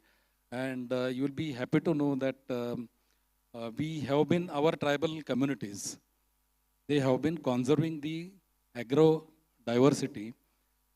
There is conservation of more than 700 varieties of millets and rice, right? And it is conserved. Now the startups again, they are coming forward and there are quite good number of startups. They are processing and supplying the good quality, highly nutritious quality millets to the urban people in Mumbai and also in Pune. So there are this, sustainability cannot happen without economic returns to anybody. So if tribal people, they are conserving, if they don't get returns, they will not be interested to conserve. They will produce what we like. And we like, unfortunately, wheat and rice, which is not healthy food. It's also time to address the elephant in the room, which is कचऱ्याचं काय करायचं. You talked about agreed to try and use every piece of urban land, and this rapid urbanization is making the waste problem even worse. So how can we move towards a real solution in waste management? Yeah, that's a big question. And waste management is something which is an important climate solution because it leads to mitigation as well as resilience building. The starting point for sustainable waste urbanization is something which has not been tried anywhere across the world. And that is how do you do waste minimization at source? So basically not create a lot of waste at source itself. Now, this is, again, wherever a little bit of attention is given to this particular aspect, that always focuses on behavioral issues, like how people should consume less and therefore create less waste, etc. But there is a technological aspect to it, which often gets ignored, and that's one area where innovation needs to happen, but not a lot of funding or thought is being focused on it. I'll give one example, and which is related to milk, actually, coincidentally. So all of us get that milk bag, which, milk is delivered now to every household in a plastic bag.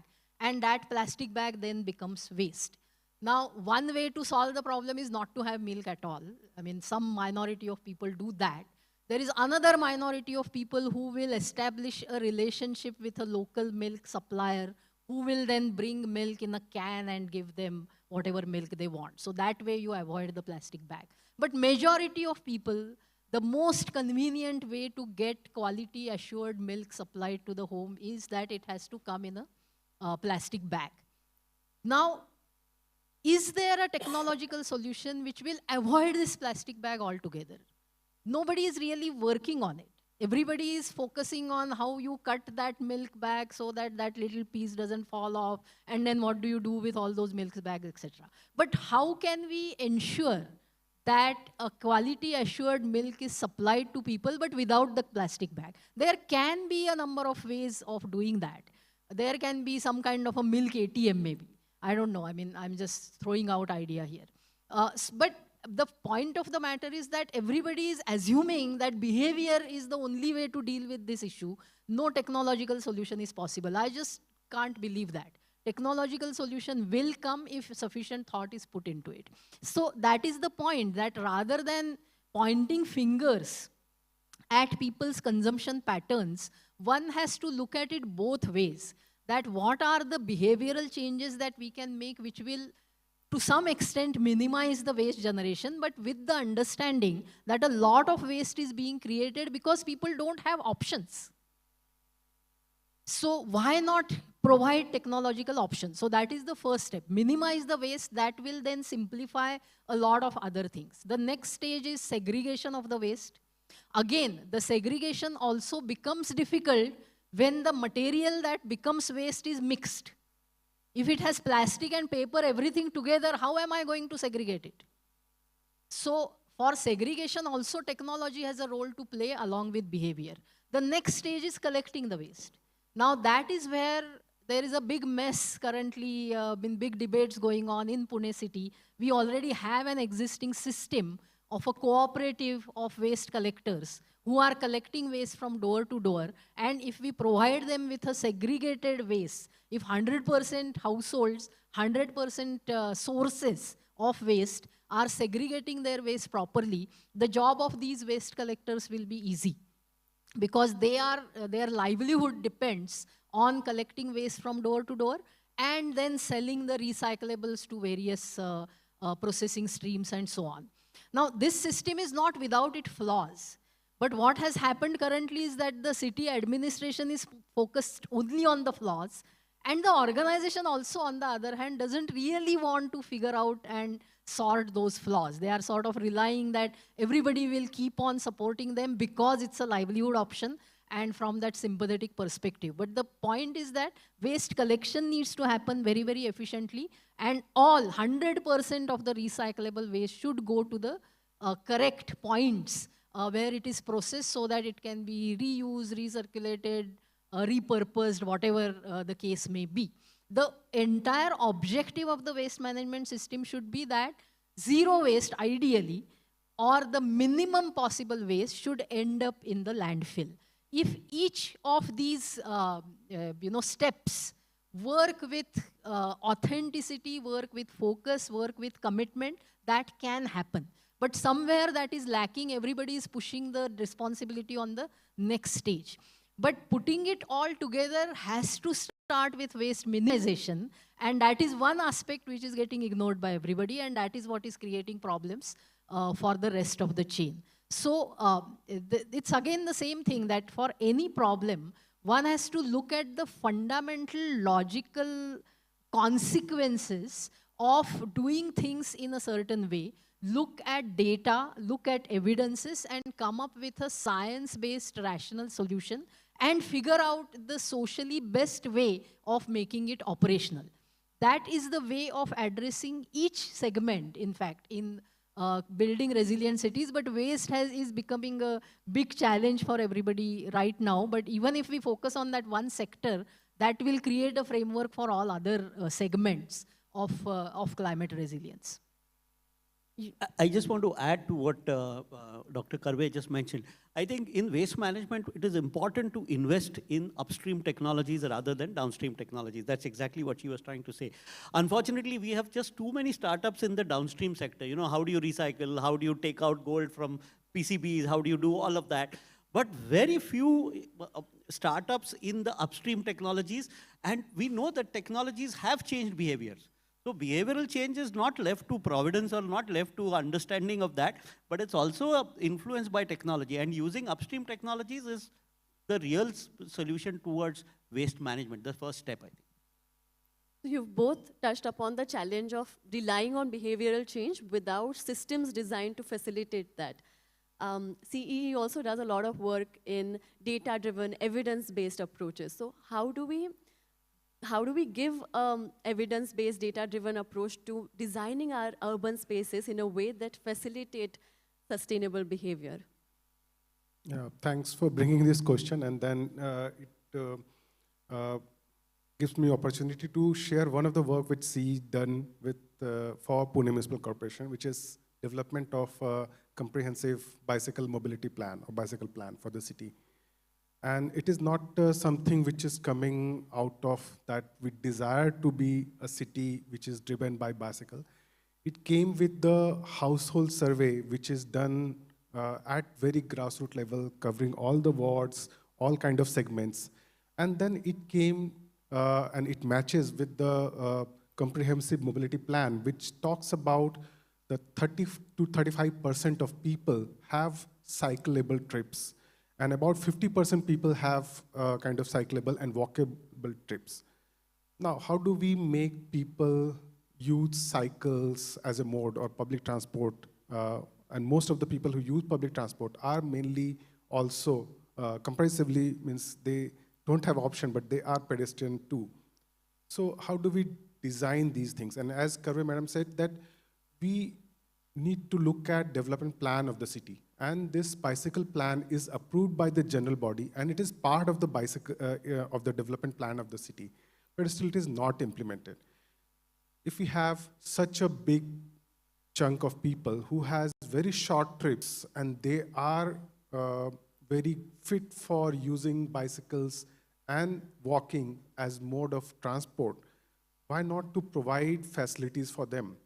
Why not to provide safety for them? They are mostly not using these modes because there is no facility available. We don't have good walkable footpaths. I was just walking from the metro station to this place, and I found that at many places it is not inviting for people to walk.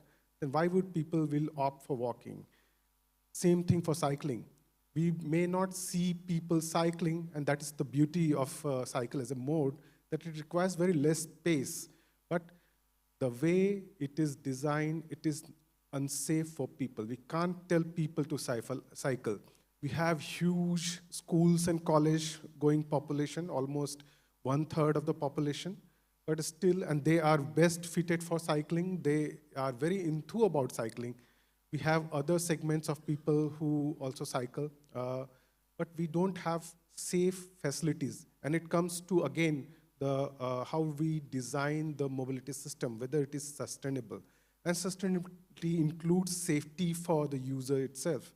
If you have more and more people leaving out their personal vehicle and using these modes, which are like walking, cycling, and public transport, I think we will have less emissions of greenhouse gases, less emission of pollution, air quality will improve, which will again have betterment in terms of the health outcome of the city.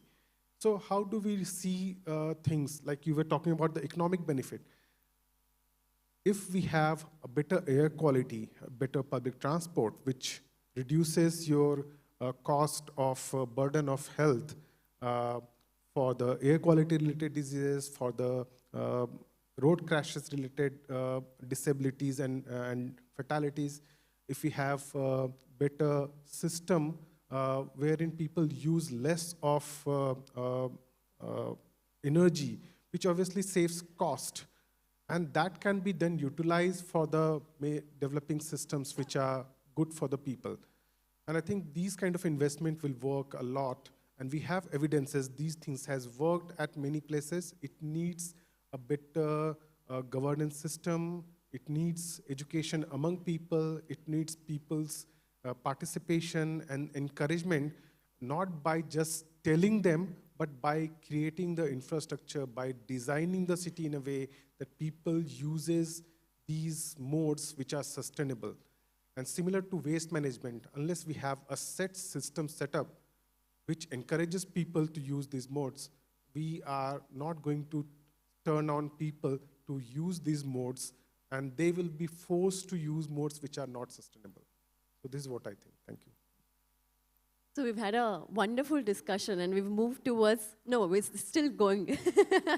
We've moved towards the end of it. And it is said that you should always end with a call to action. And so, I've decided to go rogue and ask a different question, but all of you are very seasoned, so I'm sure you'll be able to answer it. All of you touched upon how different stakeholders must come together to make it happen. Making our city truly climate resilient is not an easy goal. We need participation from every fabric of society. And the three key stakeholders you touched upon were citizens, government, and the industry. So if you had to give a clear call to action for each of these stakeholders, what would be your action for citizens? What would be the action for government? And what should be the action that industry takes? What would that be? For citizens, start using your app. Know how much you are contributing negatively and start at your own doorsteps what you can do for the city. Number one. Number two, for the corporates or the establishments, start producing energy which you consume. Whether directly in your campus if there is possibility, or around Pune, and consume it whatever you require. And in general, for government or administration, I think they need to be very, very proactive. I think they need to come out of the clutches of the unwanted forces, and unless they come forward, unless they are proactive, unless they do whatever is required, nothing can happen. Amazing. Pass it on. Yes. So for citizens, I would say that we need to reshape our aspirations to the ground reality. We have to realize that the current chemical composition of our atmosphere, which is what drives global warming and climate change. We have the amount of greenhouse gases that are there in our atmosphere today.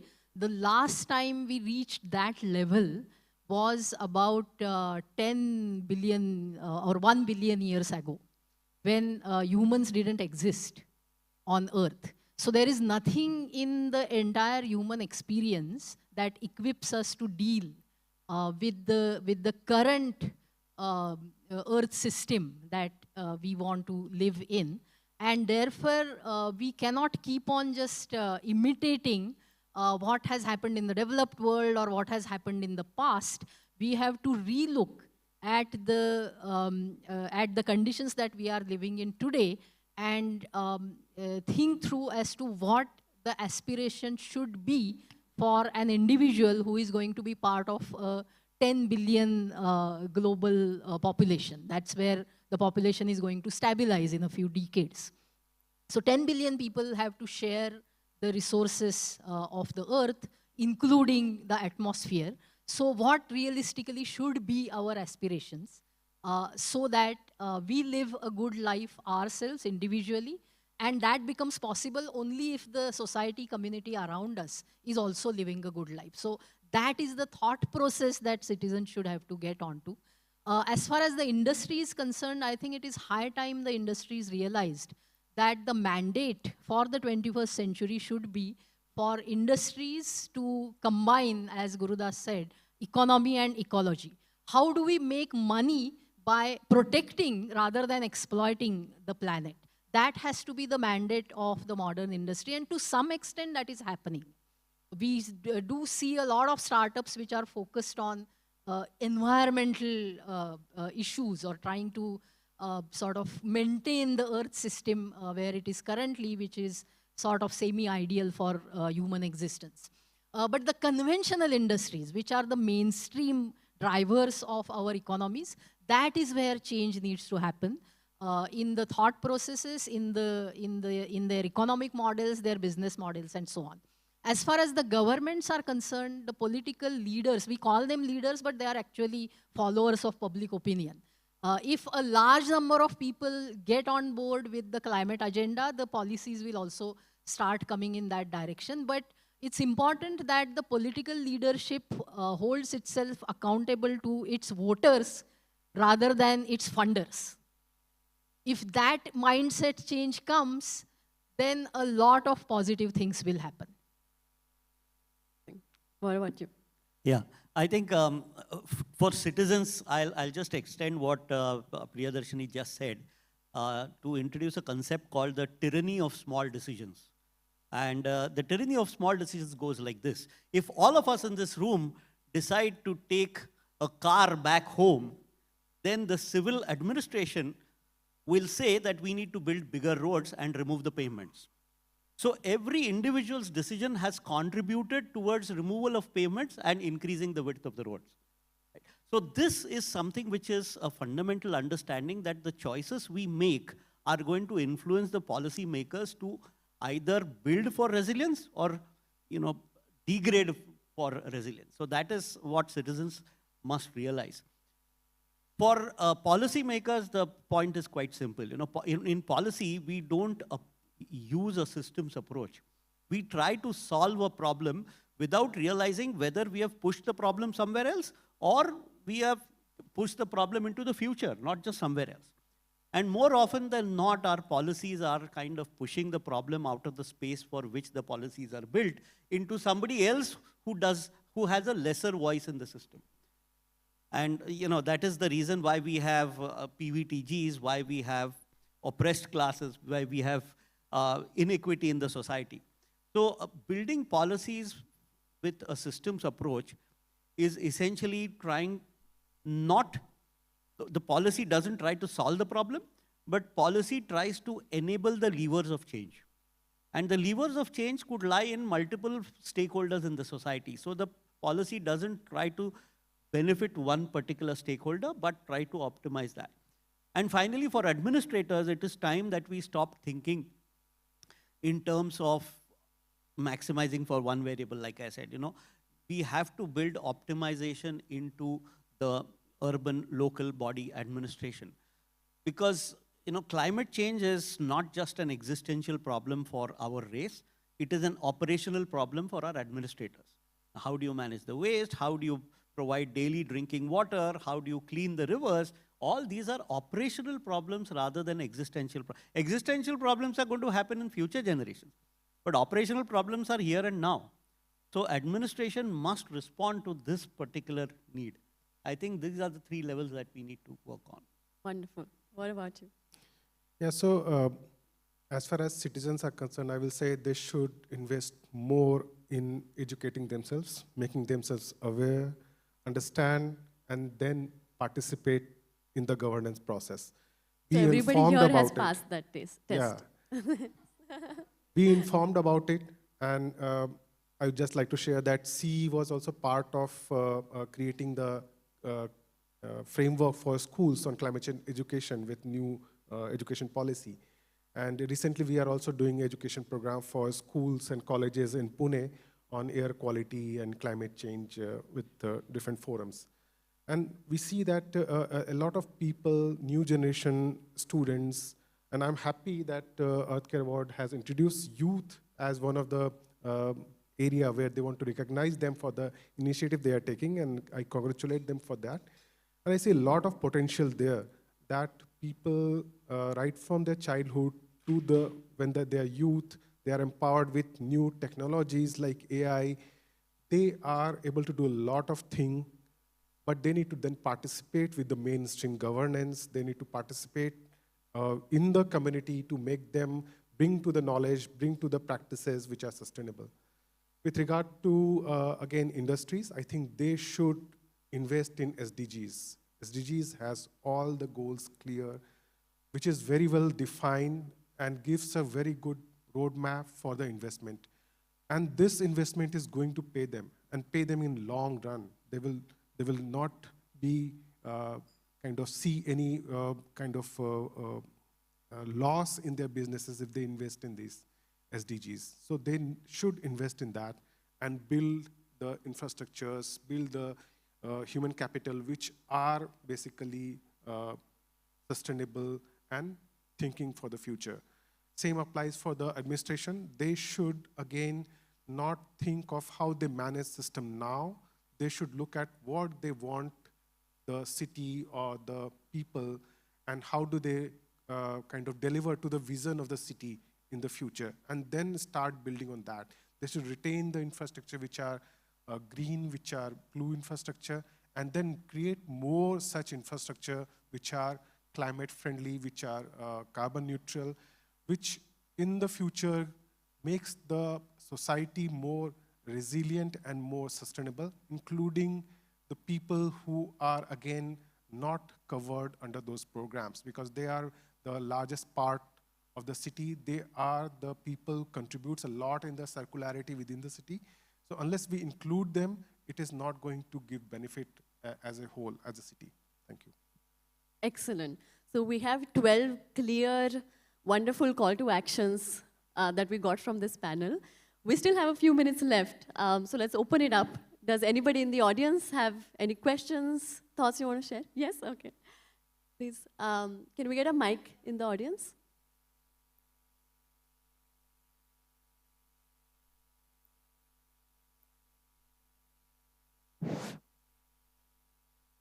See, we are talking a very important, a relevant challenge which we are facing. Now, all of us are talking about how do we? I would insist that this awareness and response start from the family itself. The parents has to teach their children from very beginning to be conscious about this, like your waste bifurcation and like that, give norms and parameters to the family itself. And then the society, then the community, and then the industries. The industries, I know some of the industries in Pune itself, like their campus are fantastic. They developed a wonderful horticultural pattern in their, they're keeping the cleanliness. So my point is that we, all of us has to work at every stage. And the efforts has to be very, collective, not in isolation. We are facing the biggest challenge for the humanity, and we can, I think we can overcome this challenge only when if all of us contribute, all of us act. Idea comes, startup comes, everything happens. Now we go for plantation, huge plantation. Sir, can I just interrupt?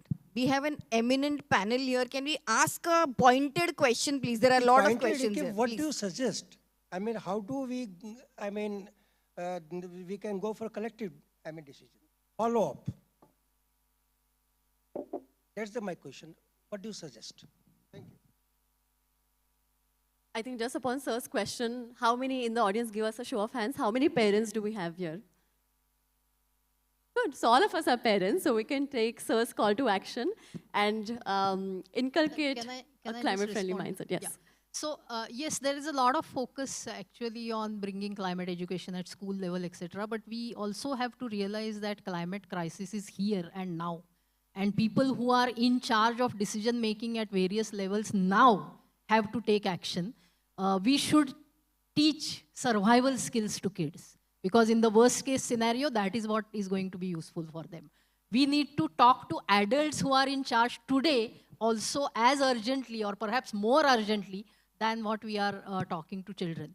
Collective action will happen if communities and citizens come together. Conversations like this happen more often, not just in five-star hotels, but in bastis, in schools, colleges, housing societies, Ganpati Mandal programs and all of that, so that people sort of, interact with each other on these issues. Industries also move often with policies. So ultimately, it's the policy infrastructure that will bring us together. There is nothing more powerful than the government infrastructure which creates collective action. All these elements that we have all talked about, all of that has to work together in order to make this happen. And I'm sure everybody who raised their hands at being parents, I'm sure it's the other way around. It's actually the children, they're educating them, I'm sure. I think we had a question at the back, yes. Yeah. Actually, my question was for Dr. Mashelkar here, but since he's not here, what are the immediate actions which maybe the panelists or we all of us should do right now? Because in the next few months, as we all know, Pune is going to become a non-resilient city in view of the Supreme Court orders, especially related to the infra projects on the hill and the concretization of the river down here. So we have been talking of deliberating for last 2 hours on building a resilient Pune, when actually it's going to become a vulnerable Pune in the next few months. So my question now remains, what are we going to do immediately to stop Pune becoming a non-resilient city? Thank you. The most immediate action we can all take today is go home in a metro after this event. Anybody else? One I could see very immediately in response to this question is that now elections are due. If there is possibility, and I'm sure it can happen, for creating awareness among the citizens and very serious efforts by the stakeholders, especially those like us, if we come together and if we simply make awareness about what shouldn't be done, and if we make people vote for those who can talk about it and who have demonstrated ability of acting on these issues, and we know the issues, we don't need to repeat those. So that can be a great opportunity for all of us to really act immediately and at least set some cases, set some examples where people will vote for those kind of politicians who will care for Pune. Wonderful. Just to add to him, like Sir said, that we are going to have municipal elections very soon, and that is good. Should we ask parties about their manifestos and include that how they are going to make city resilient, how they are going to conserve the blue-green infrastructure? Should we ask them what actions they are taking which will make city more resilient towards climate change and the impacts which it is creating? So one thing is that the local election should not be fought on party lines at all. It should be fought on local issues. And therefore, I have been urging several community-based organizations that you should stand for elections.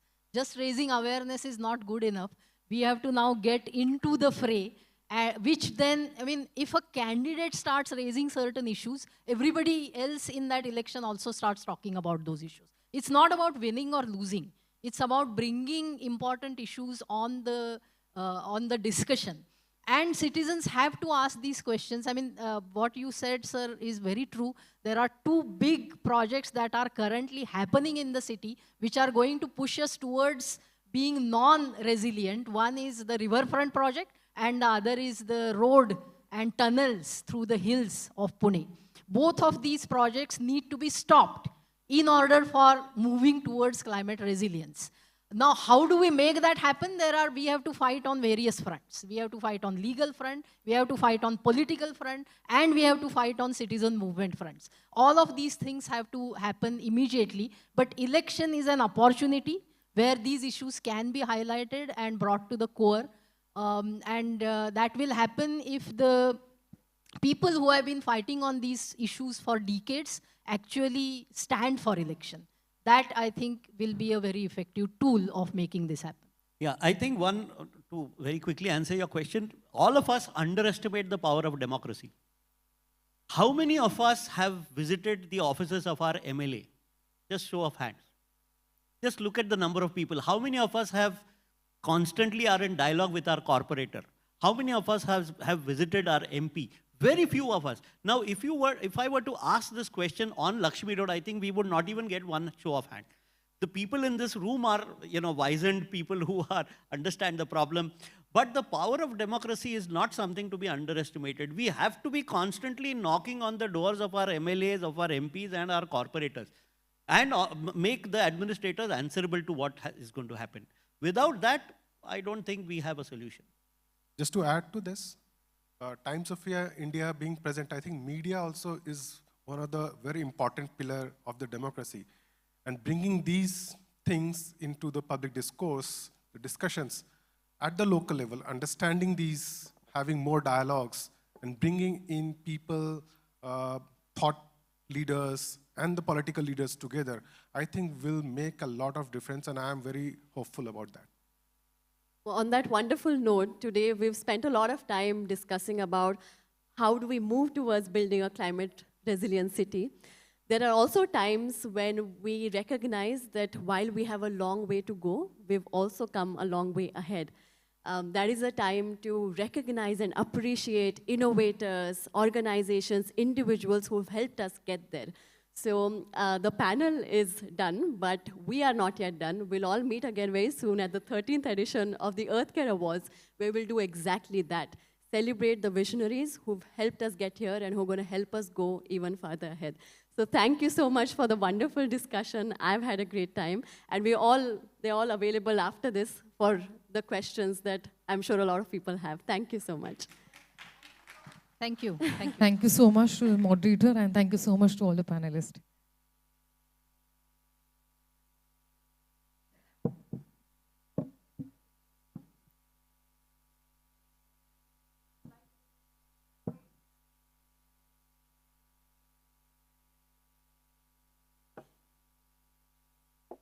I request Rupa ma'am to felicitate all the panelists and moderator.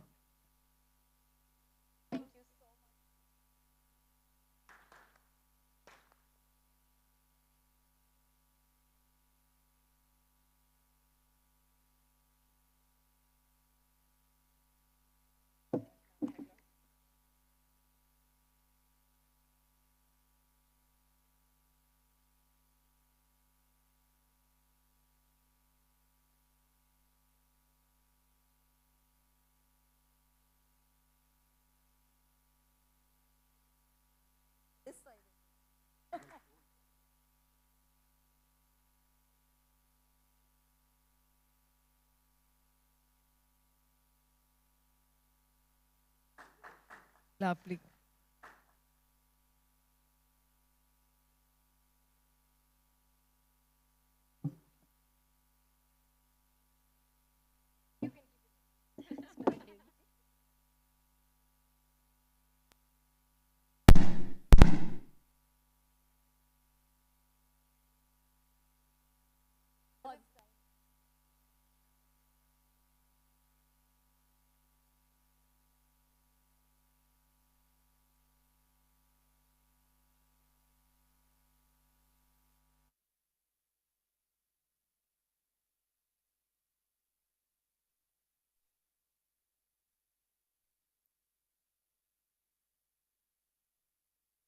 Can I request Mr. Kakade sir to please be there on dais? Well, the EarthCare Awards stand for impact, inspiration, and integrity. We have Dr. Bharat Kakade, President and Managing Trustee, Web Development Research Foundation, to share his inspiring work and what this recognition has meant to him. Yes.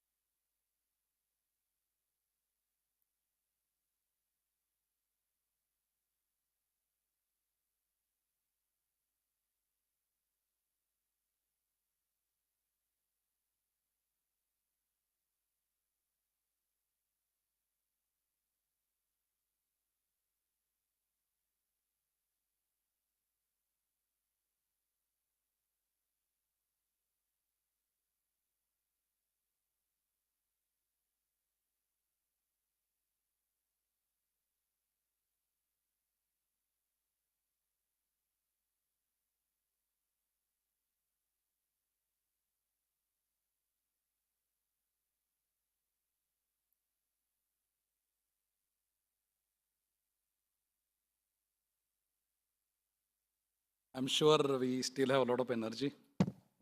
And since we care for Mother Earth, we have to keep our energy alive and enrich ourselves. Thank you, JSW Foundation and Times of India, for this privilege for me to speak with such a wonderful audience and those who actually care. So it's very rare opportunity to have such dialogue with people in front who are equally or more passionate about the subject matter. Well, this is our footprint in India. We work across 17 states, and BIAPS mission and work is to support the disadvantaged section of the community, primarily in the rural sector, through various livelihood approaches, through Wadi program, as I mentioned earlier, agroforestry, through livestock development, dairy husbandry. BIAP has been the pioneering organization in creating the cold chain in country for enhancing the ability of the Indian breeds through crossbreeding to produce more milk. And that is why today we are the highest milk producer country globally. Through non-farm sector employment generation opportunities, we also have been supporting social enterprises under our incubation program. We encourage a lot of youth to come with great solutions, and then we nurture them for their social enterprises. We have research and incubation program. We have 13 campuses in different parts of the country. The nearest one is in Urlikanchan near Pune. And climate action, not only adaptation, resilience or mitigation, but also disaster management. Now, unfortunately, as we all know, the disaster is coming quite frequent and all of us are suffering. And particularly vulnerable people are suffering more, and hence we are also having program of disaster relief management. And we have women centrality, we have health and education. These are programs for addressing the issues of livelihoods of the people and also conservation of the resources. As we know, I have been presenting this issue of climate change over a period, and every year I present, and the latest year has been the warmest year. It's so unfortunate, and it is so rapidly enhancing. The temperatures, as we all know, are increasing rapidly, and it is beyond control of anybody. And unfortunately, cities are suffering, rural areas are suffering. This year was the worst, unfortunately, and let us hope that we don't get ourselves into a situation that in due course we are required to say that the last year was the worst year, or this year is going to be the worst year. So this is the situation we are facing today, and everyone is suffering. The productions are declining. Food security is at stake. Cities are exposed. Every individual, almost 1/3 of the world's population is exposed to the disasters, the ill effects of the climate change, and there is huge loss of the biodiversity as we know, and those who are poorest, those who are vulnerable, they are suffering more. So we are working in this kind of situation and see how badly the groundwater is affected, how badly the soils are affected, and how badly the entire ecosystem is affected. I won't get into the details of which area is affected more. I think now, although this map may be showing some areas are worst affected, but the soils and water, even in the eastern side of Pune, within the city of Pune, soil is totally unhealthy. Whatever we grow in the soil is not healthy. And the groundwater, which I used to drink directly from the open wells on the eastern side of Pune, no villager today, after beyond Hadapsar, forget about city, can drink water directly from the open source. Everyone, unfortunately, is using RO plants, and we don't know what kind of quality ROs are producing, and people are using that. So such situation is there and we are suffering. All of us are suffering out of that. And let me share what we are doing as institution, what kind of contributions we are making. There are few examples. I won't take more than 10 minutes, but these are very, very important critical examples which are, some showing some path for people to adopt. So what we are doing is that we are working on controlling the degradation of land. So land degradation, as you know, I assume that people here, they carry some knowledge, certainly, because they care and they carry knowledge. The largest reserve of carbon on earth is soil. And there is one estimation that if 0.4% organic carbon is added annually in the soils, that can offset all the emissions happening globally.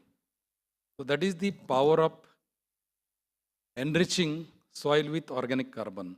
And we are actually demonstrating that, and we are working almost across thousands of villages on controlling degradation and improving the soil health. Agroforestry is another great tool to address both the issues of poverty and climate action. And climate resilient agriculture, of course, I'll come to that in due course, and energy is another important aspect. So what we do, just this is a passing slide, what we do on ground, we are also trying to represent at national level, state level, and global level through these opportunities of conference of parties, which UNFCCC and UNCCD, they are holding annually. We are trying to represent, and we are trying to represent the country, and countries like India, developing countries. You cannot just simply talk about emission reduction. We have to also feed people. We have to also address issue of poverty and livelihood, and how these models are able to address both reducing the emissions, sequestering carbon, and at the same time also feeding people and enhancing the opportunities for livelihoods for the people within their own areas. So what we are doing on water or land degradation neutrality is basically integrating traditional knowledge with scientific technologies and knowledge. Region-specific interventions, climate proofing and high-impact water solutions, capacity building and behavioral change of the people, and sustainable livelihood through these interventions. And we follow landscape approach or the catchment management approach. And thanks to this JSW Foundation again and Times of India for recognizing BIEP's work of landscape-based approach for addressing these issues of water, issues of soil, issues of landscape as a whole, and issues of people who are dependent on those landscapes. So this shows that we have touched about 3.2 lakh families through all these interventions in different parts of the country. So we have created the replicable, or to maybe it is not to claim that these are replicable, but at least good models or good cases in different parts of the country. Whether it is Himalayan terrain, we have worked on the one panchayats, whether it is desert areas, whether it is semi-arid terrains, or whether it is South Indian peninsular areas. So this is another example of how best the people, local people, they can conserve their resources through agroforestry. So forest is one area and space for people or for government to actually create the carbon stocks by planting trees. But outside forest, there are great opportunities, not only on the common lands, there are pasture lands, like whether it is Maharashtra or any other states. And state like Rajasthan, it has 44% of its land under pastures, gochars. Great opportunity to create the carbon reserves in those lands. Or whether it is private lands owned by the people, whether it is 1 acre land or 5 acre land. So there you can have systems wherein you can conserve the soils, you can produce good food for the people and sequester great amount of carbon through the trees. And these trees can produce and fetch income to the extent of at least 1 lakh rupees per annum for the poor people. And so this model, particularly, it is very popularly known as Wadi model. It can sequester carbon to the extent of 23 tons per year. and it can also give income to the people who on their 1 acre of land can develop it within the period of 4 to 5 years. I already mentioned very briefly about how livestock, and as we all know, in the agriculture sector, livestock is the major emitter to the extent of 55 to 60% in addition to what crops, particularly rice crop and other crops, and how fertilizers are negatively contributing to the ecosystem as a whole. So livestock, we are actually trying to, so there are two ways for reducing emissions. One is that we have to bring the herd to its best level of efficiency. So conversion of feed to milk is one way to reduce the amount of emissions happening through livestock. The other way is to replace the fodder or feed to the extent possible with the supplements which are devised. Again, science come in picture. You know, the scientific knowledge or the technologies wherein the feed can be produced and supplied to the livestock, which can reduce to the extent of 20% of the methane emission. And the emission happening through dung management or the dung which is produced can be captured in the biogas. There also we have worked a lot. So the livestock, without livestock, one cannot also think of the organic agriculture or the nature-based solutions. Hence, it becomes very, very important component of the entire farming system as a whole. And without farming system, without organic farming system, without residue-free organic farming system, we all cannot get good food. So healthy food can come only if there is circular agriculture happening in surrounding the cities. And that is what we have done, and it is very well demonstrated across country through our 4,500 centers in 17 states of the country, reaching out to almost 1 lakh villages and 4 million families. So this is another very, very important aspect. What we eat, we don't know. Many of us, those who are sitting here, they are aware what we eat, what is the diversity in our food plate, what were the traditional foods available for us, and how damaging it is today eating very limited number of vegetables and the cereals. In fact, how many number of food items we eat every day? 4 or 5? Same vegetables, same food grains, and to what extent we are damaging our own health. How damaging it is for those who are producing. In the agriculture itself, now the cancer patients, it is more rampant today. Forget about the known cases of Punjab, Haryana, where cancer trains are moving. It is our doorsteps. Look at Satara, Sangli, many areas, many command areas today, and just go and ask what is happening in the good hospitals, the largest hospitals in Pune.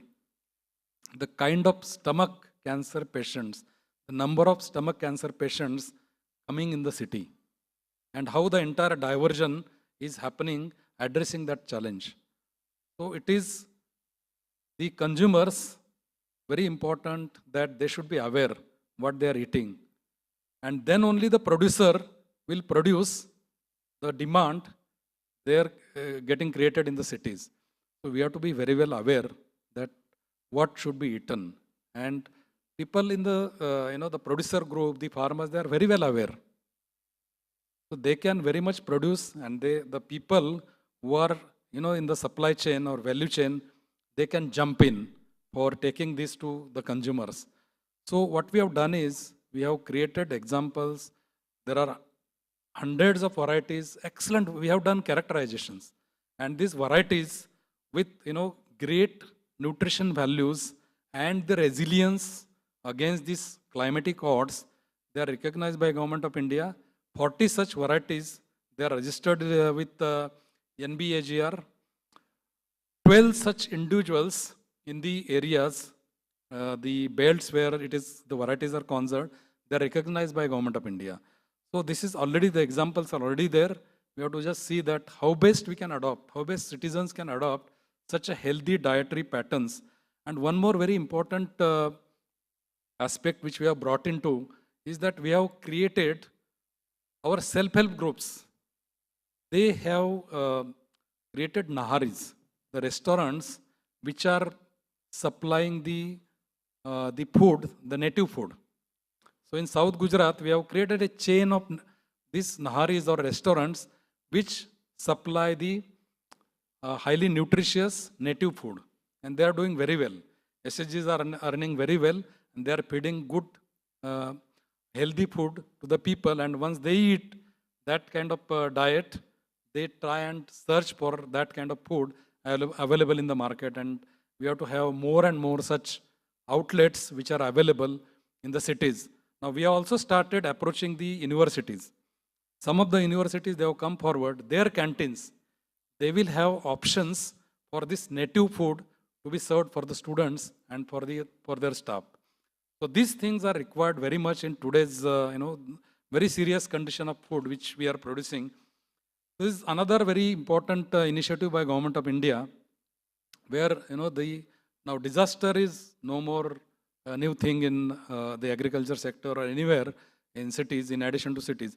So Government of India's National Disaster Management Authority, they have created such program, and we are contributing in 2 states to create drought-proof districts, so that we have opportunity to demonstrate that even the droughts or extreme events, how people can be resilient, how agriculture can be resilient, and how this impact can be minimized. Not only impact is minimized, but also people are resilient, not only resilient, but also capable for managing against the odds and coming out with solutions which are not only resilient, but also pro-climate, pro-carbon. So these examples, thanks to Government of India's policy, are being created in 6 states, in about 12 districts, and we have that opportunity to contribute and showcase such demonstrations in the country. And once these are completed, this will be taken across all those districts which are prone to droughts and extreme events. One more very interesting case, which again you will be very happy to know about it, and it is available in about 30 kilometers from here in Urli Kanchan. Spineless cactus, and it is named as a green gold by one of the minister from cabinet minister from Government of India. A wonderful plant. It can grow in any adverse condition, high rainfall as well as desert. We have tested it in 7 states. It grows very well in Badmer, the worst, climatically worst district. It can also grow in our Western Ghats and Gadchiroli. So we started with the plant. So you can actually, the human being also can eat that leaf because it is spineless, it is clean. We have more than 100 accessions in Urli Kanchan for particularly as mother orchard to be supplied for the different parts of the country. So this can be a very good fodder. Up to 10 to 20% can be replaced. The green powder can be replaced with this. So we started with this simple requirement for the dry areas. But then we realized when we fed it to the digester, it produces very good quality and good amount of methane. It can replace many other fodder varieties which are going in now big digesters for energy production. So this can be excellent energy source through biodigesters. And the fertilizers coming out of it, they can also be excellent soil amendment material for soil health. As it produces, the biodigesters produces energy, it can be excellent fuel also. And passion, I think this will be very new for everyone. We have produced with ICR institution in collaboration with them, we have produced excellent quality leather alternative. So it is cactus leather, and I usually carry my diary having that leather cover and the laptop bag, which is again with cactus leather. best quality leather with all these characters and qualities of our conventional leather can be produced out of this cactus. Demo unit is already there. We are now going for commercial unit in a short while. Demo unit itself, all varieties, purses, laptop bags, belts, shoes, everything can be made out of cactus leather. It cannot be called as leather because it is leather alternative, but it is excellent, alternatives for this leather. It is biodegradable. It uses 100% sources from the nature, no chemicals at all. And it is also the fruit also is a good food for human being. Wonderful, we are creating a cactus park. It is already there in place. People can visit, people can enjoy seeing it, and people can also learn. One leaf also can be carried from there and put in your home gardens, and it can show excellent. It is also not only, so this is what is the economics, but then it is one of the best sequester of the carbon. Any degraded land, you can grow it, and up to 50 tons of carbon can be sequestered with this cactus plantation. So wonderful plant, we could find out, we could demonstrate, and we now have a plan to scale it up. Fortunately, Government of India has come forward. The initial plan by the ministry is cultivating 10,000 hectares of plantations, and we plan to create, rather, there is already licensing for this unit, and we don't want to earn any profits out of it. People, the entrepreneurs, they can take it to produce this cactus leather. They can replicate it. There is a license available for taking it for replication. So, I just wanted to quote few examples. There are number of examples in number of different areas, specific requirements. I did not want to get into it. So this was in summary that we have adaptation program, mitigation program, and climate smart agriculture program in thousands of villages in country, so that people can use it, adopt it, and replicate it within their own ecosystems. And we are also seriously working on nature-based solutions in agriculture. We touch every year about 40 lakh households, and we have decided that in next 4 to 5 years, by 2030, all of this, at least where we work and where we touch and where we are able to impact, all of this we have planned to transition to 100% nature-based agriculture.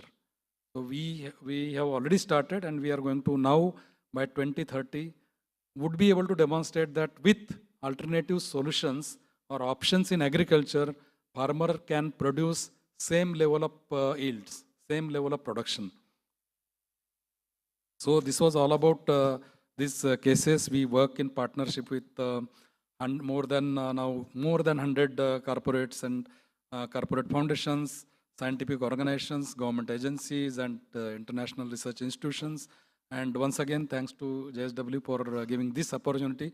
We received this award, Times of India JSW award, and recently, last year, we also had a recognition with the President of India, National Water Award. So with this, once again, thank you so much for this wonderful audience. Thank you.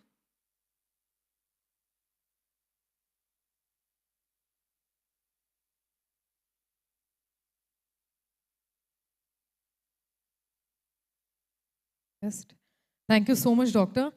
Sir, के लिए फिर से एक बार जोरदार तालियां होनी चाहिए, everyone, for a great presentation. Thank you so much for your kind words.